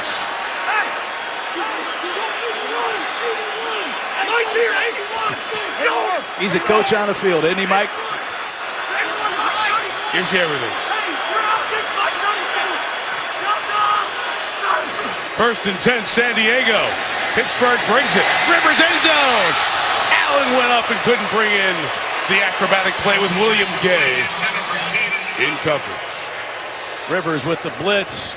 Throws that ball fading away. You'd like to see him step up and try to get something on this throw, but the pocket caving in quickly.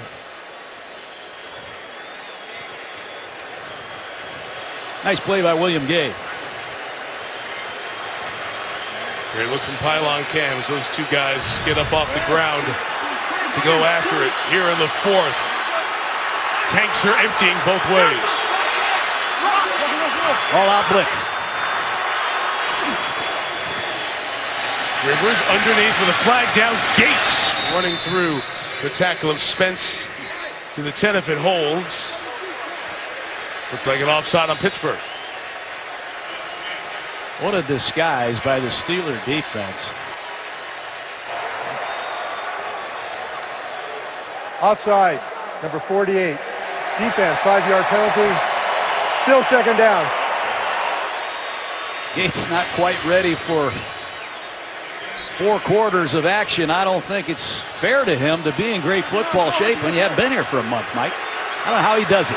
Happens so often when players come back off suspension, couldn't be around the facility those 4 weeks. 2nd and 5 after the flag. Gates lone receiver to the left. Rivers looking that way. Going that way. Gates again! 101. Touchdown San Diego. You're suspended for 4 games. You have no contact with the Chargers. You come back in your first game on Monday Night Football. You get your 100th touchdown. And then just for good measure, you score number 101. Again, it's all Philip Rivers. It's a blitz by the Pittsburgh Steelers. He decoded the blitz. Credit Philip Rivers. You talk about responding to adversity. He throws a pick 6. He comes back. He decodes Pittsburgh's blitz. What a great quarterback.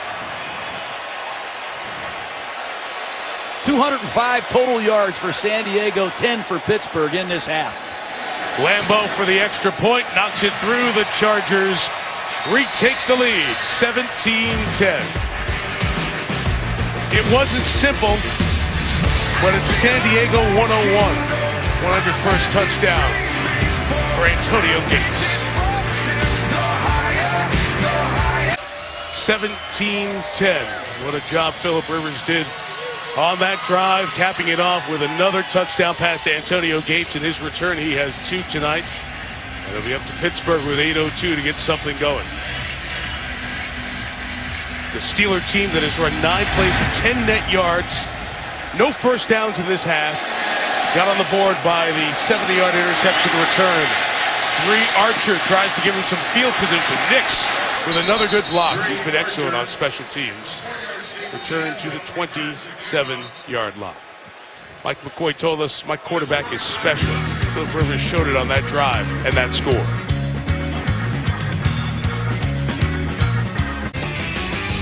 Watch Philip Rivers.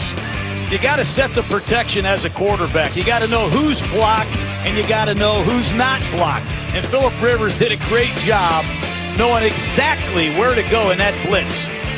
He set the protection. He knew he had an unblocked Pittsburgh Steeler coming off his left side. He hung right in there. He trusted his hot receiver, and he got the ball out of his hand in perfect time to an all-world tight end. 74 touchdown receptions. Antonio Gates is caught from Philip Rivers alone. How long will this combination last?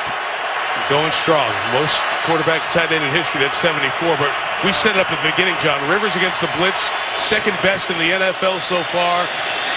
11 of 15 tonight. Vick wants to take a shot. Downfield. Oh, he's got a man! Marcus Wheaton!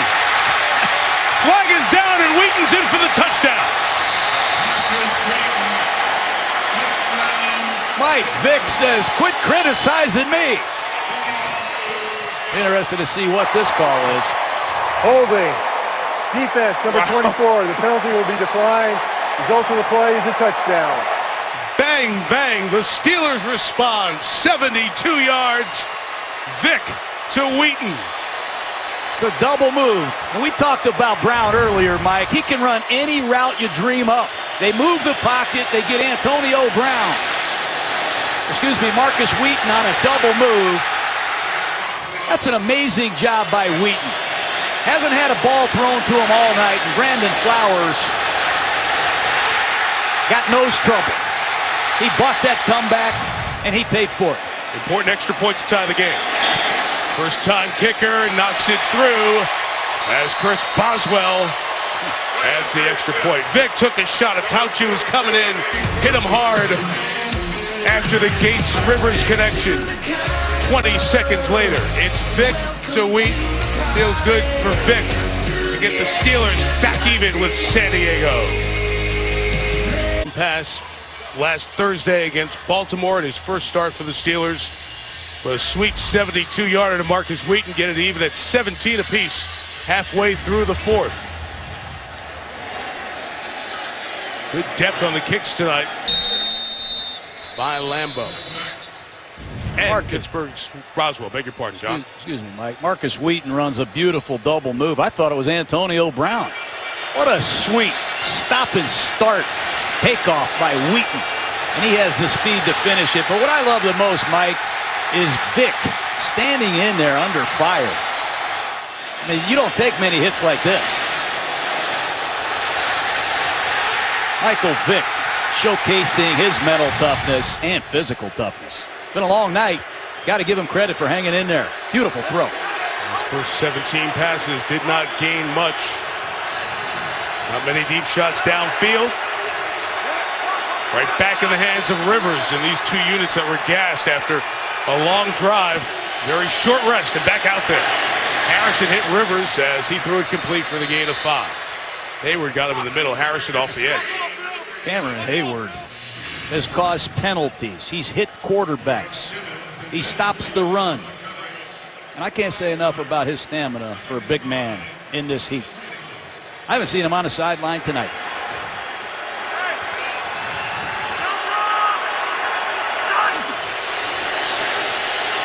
Second and 5. Rivers over the top toss. Gordon, great spin move. Lowers the shoulder, gain of 14 to first down. Look at how slow all these bodies are getting up off the ground. Both these two units are spent right now. Hayward can't hardly get up. And the officials, who are very much aware of players who might be injured or shaken up, stop the game to make sure Cameron Hayward here comes off. And one of the reasons he plays so much, Mike, is they just don't have a lot of depth at that position. You see Cam Thomas, the ex-San Diego Charger, has just checked into the game, but they don't have any big people like Cam Hayward and Stephon Tuitt. Let's hope he's okay. But what a beautiful run after the catch by Gordon.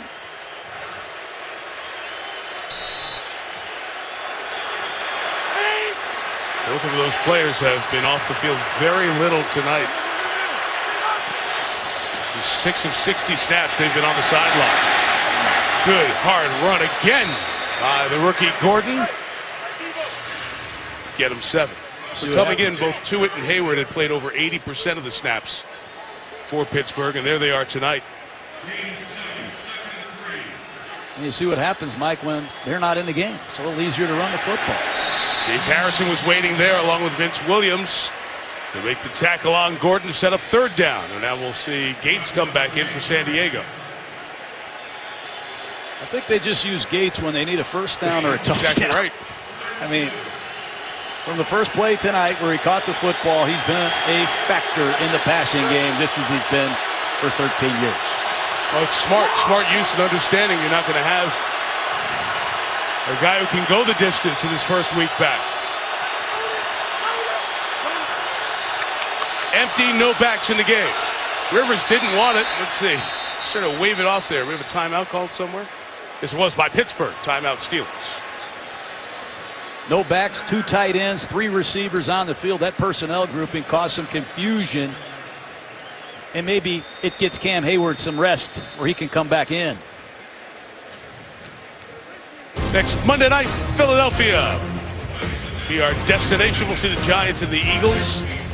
That Eagle offense looked so much better, especially in the second half against New Orleans yesterday. They needed that for their confidence, and the Giants, that big rally down the field after San Francisco scored to get the game-winning beautiful touchdown pass. Eli Manning threw. We'll see that next Monday night in Philadelphia. NFC East rivals at 8:15 Eastern. You see Eli Manning's stats yesterday? I mean, we couldn't do that in 7-on-7, Mike. That was hard to do against routes versus air. I think he completed almost 85% of his passes for over 400 yards. Larry Donnell, a great catch at the end of the game. So the Giants and Eagles renew their decades-old rivalry next Monday night. Each team down to 2 timeouts. It's 3rd and 2. Steelers bring 4. Rivers uses the pick play, and Green gets the 1st down as Keenan Allen got in the way of the defender. If you like the forward pass, you like watching San Diego play. Dummy snap count. He's going to signal down here at the bottom of the screen. Keenan Allen, little rub play. And if you have your defenders on the same level, oftentimes they get brushed off. We've seen that a couple times tonight. Great audible by Rivers. 5.5 to go.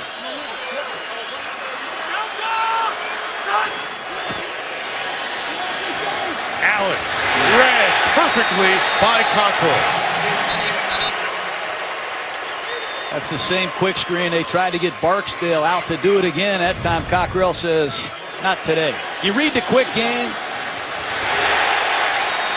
Get out of your back pedal and go make the tackle. Beautiful play by Cockrell, who's been a real pleasant surprise for these Steelers. Both of these teams played overtime games last week.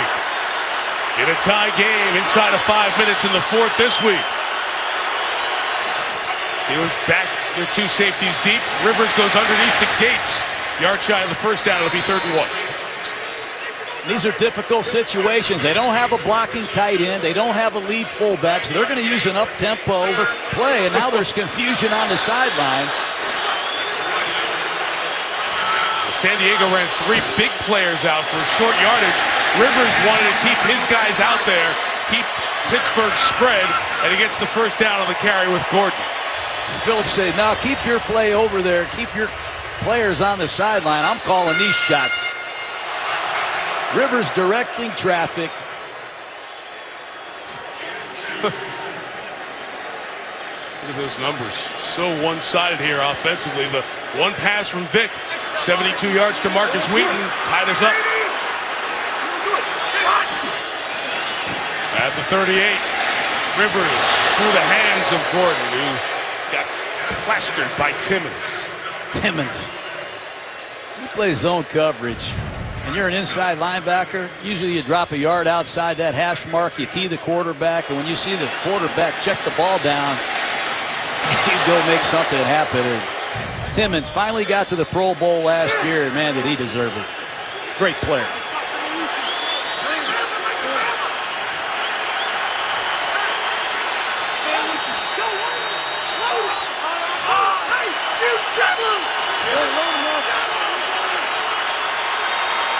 Second and 10. Here comes the blitz. It's picked up underneath. Malcolm Floyd on the run. And it's Blake stopping him along with Cockrell again. Keith Butler, defensive coordinator, brings the overload blitz again.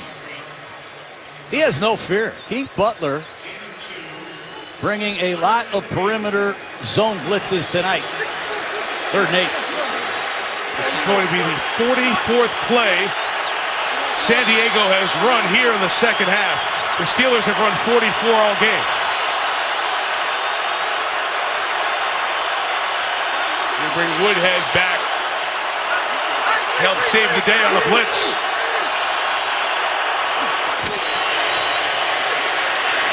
Underneath, knocked down. Rivers thought he had the crusher, but Timmons gets in the way of the 48th pass attempt by Rivers tonight. That could be a game-saving play by Timmons. I think Keenan Allen's going to run for a long ways on this crossing route. Good release by Allen. There's a chance for Allen to score. All right, big field goal attempt here. 54 yards for Josh Lambo, rookie out of Texas A&M. He was an MLS keeper with Dallas. Came out of the soccer world. 54 for the lead. On the way. And good. What a gutty call by Mike McCoy. Rookie kicker hits a 54-yarder. Late.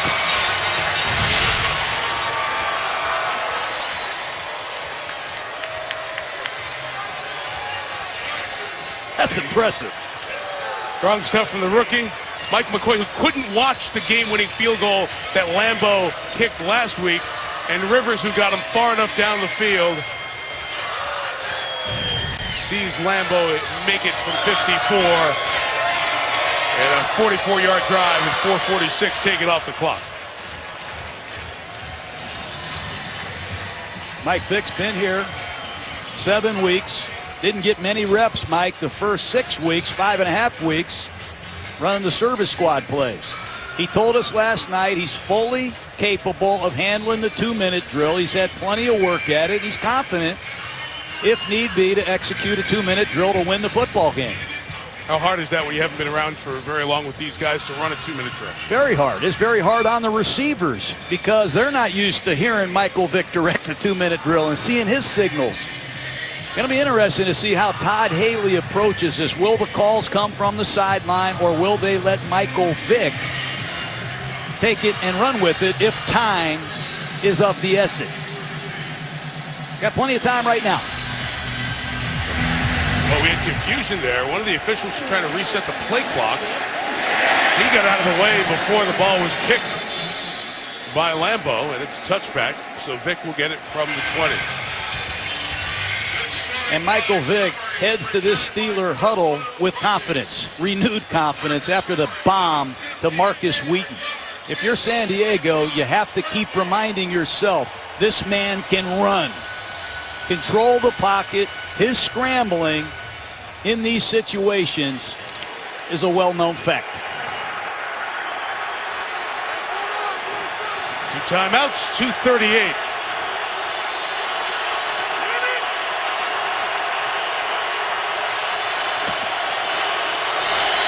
Le'Veon Bell trying to get some big chunks of yardage early on through the arm tackle of Teo. Gain of 7 yards. Remember, Pittsburgh has Chris Boswell, who's in his first NFL game as a kicker.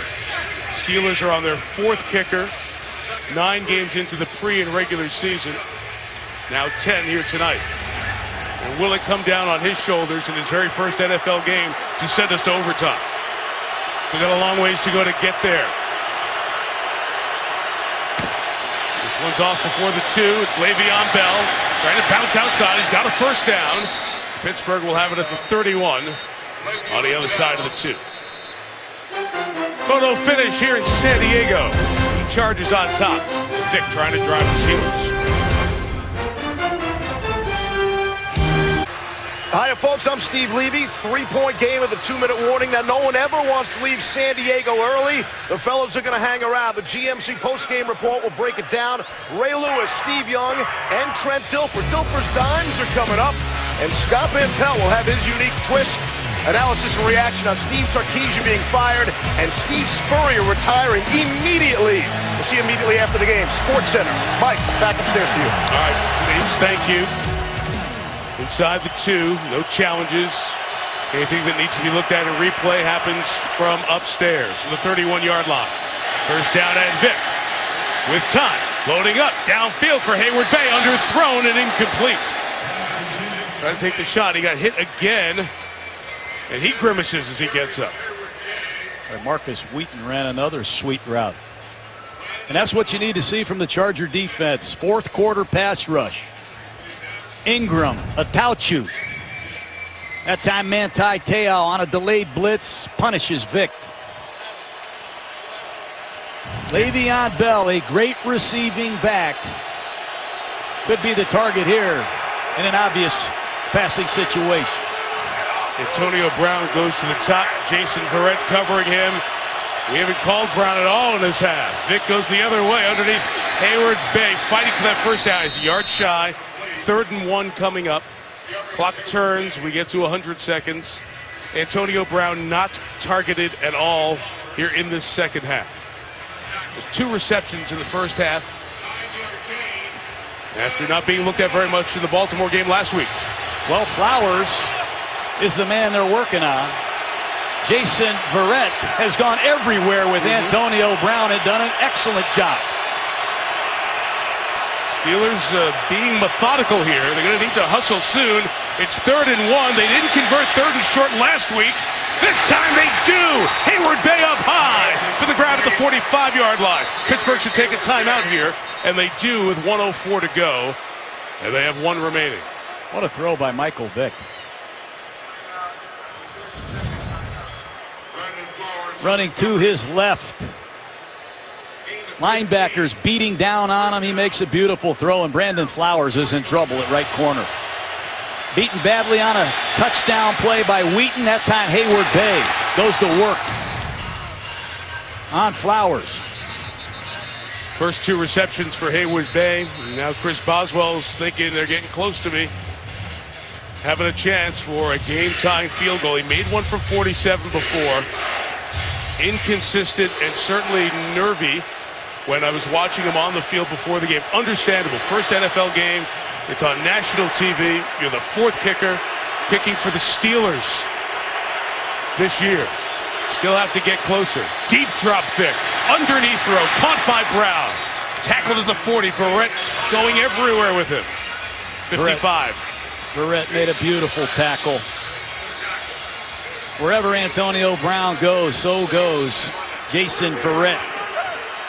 Long routes down the field. Receivers coming back. It's taking a lot of time. 40 seconds remain as Vic takes the shot towards Brown, and not even close. Uncatchable. And Verrett blanketing again. Well, there's back-to-back targets for Antonio Brown, and Jason Verrett, healthy again, has been up to the challenge all night. Bump and run coverage. He uses the sideline to his advantage. It's great coverage. Got to get another completion to get in field goal position. Ingram at the bottom of the screen, been awful quiet. The former first-rounder needs to get off on the rock. 3rd and 6. Vic rolling left, looking. He's finally going to run it, and Michael Vick with a big run inside the 20 to the 16-yard line. Mike Vick had not run the ball tonight. Every start in his career, he's always had a rushing attempt. Didn't have one until there. They will spike the ball with 17 seconds left as they have it at the 17-yard line. That's what he does. That's what we said at the beginning of this drive. You have to control the pocket. Mike Vick can kill you in these 2-minute situations when you least expect it. He did it to me, Mike. I still have the scars to prove it. And you said it, he had not run. When was the last time you had a Mike Vick game where he had no rushing attempts? And we look back at his starts in his NFL career, he had never gone without one. Now the play clock's here at 10.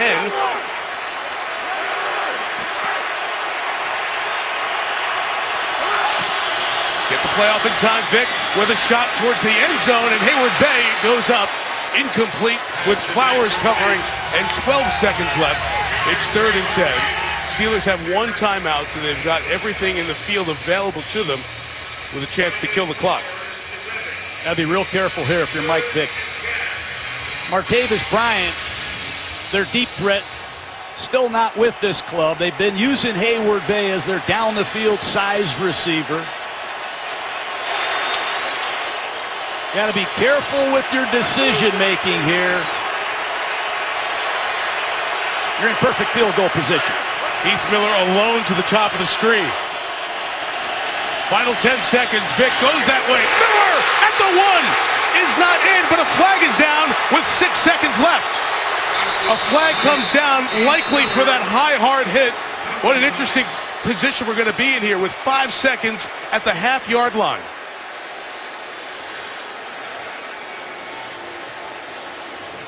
The hit came from Adai in the secondary, up high. Personal foul, unnecessary roughness. A hit on a defenseless player. Half the distance to the goal. First down, Pittsburgh. Got to run a quarterback sneak and take a timeout immediately.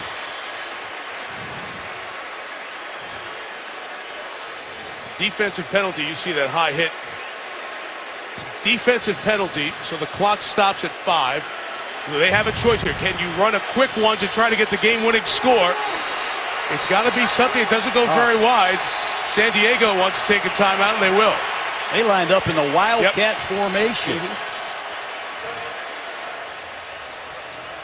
You have to run this play within 5 seconds. I don't know if I want to run a shotgun snap at the 1-inch line. You have a chance to sneak the ball with Mike Vick and take a timeout if you don't make it. Or do you put your money where your mouth is? You have the best back in football. You have an inch to go. Looks like Ben Roethlisberger straightened everybody out.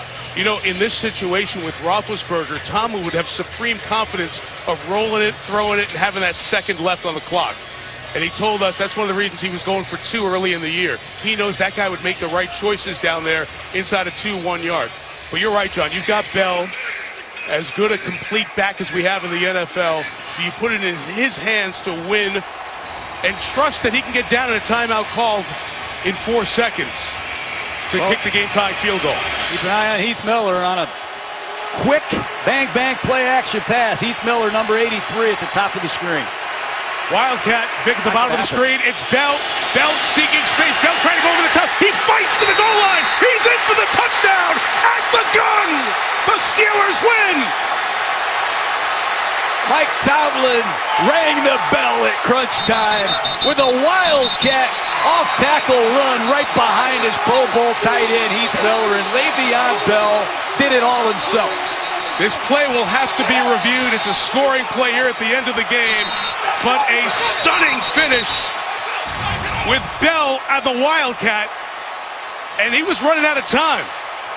They wouldn't have gotten a timeout call. He stretches to the pile. Oh, that ball is back as his knee comes down. We're going to have to take another look at that angle again to see if he broke the plane or not. He was on the arm of the defender, so that should keep him clean. As that knee comes down, watch, he's on the arm of, I believe, Butler, right? There's the plane broken in time as his thigh comes down to the arm. The previous play. Well, the arm comes down to the thigh, I should say. Wow. They will have to line up and kick the extra point as well. And certainly a long review of this to make sure it's all correct. But the Steelers on the final play of the game look like they've scored the game-winning touchdown. All right, right back with the answer to the review.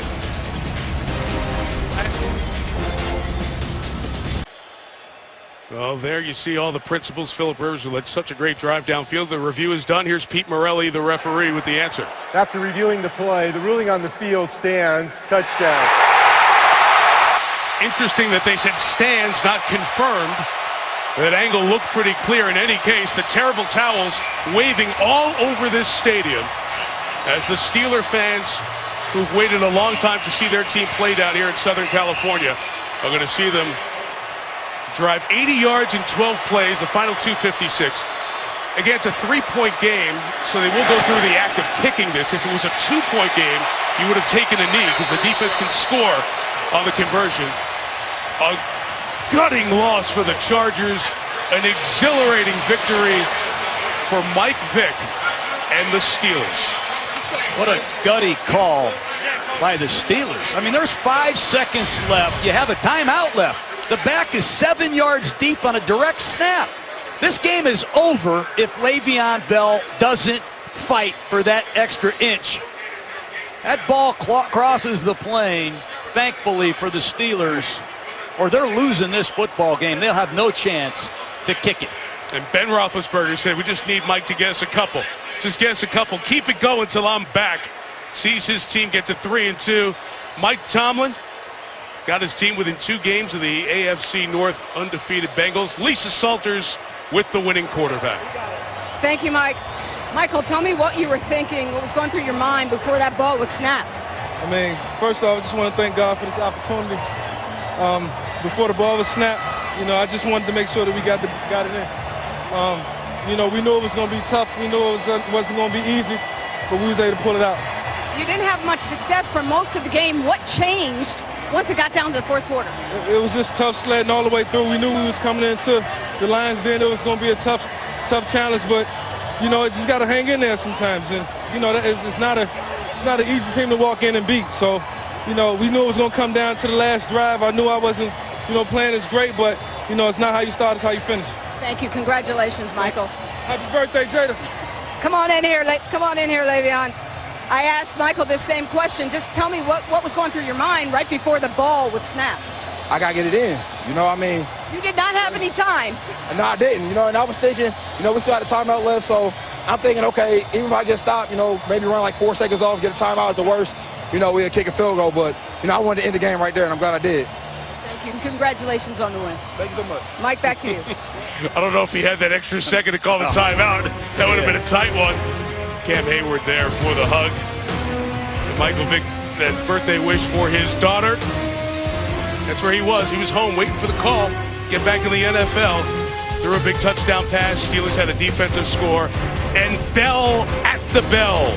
Pittsburgh 24, San Diego 20. GMC postgame is coming up on SportsCenter with Scott Van Pelt. But the Gruden Grinder, we will reveal it when we come back to San Diego in a minute.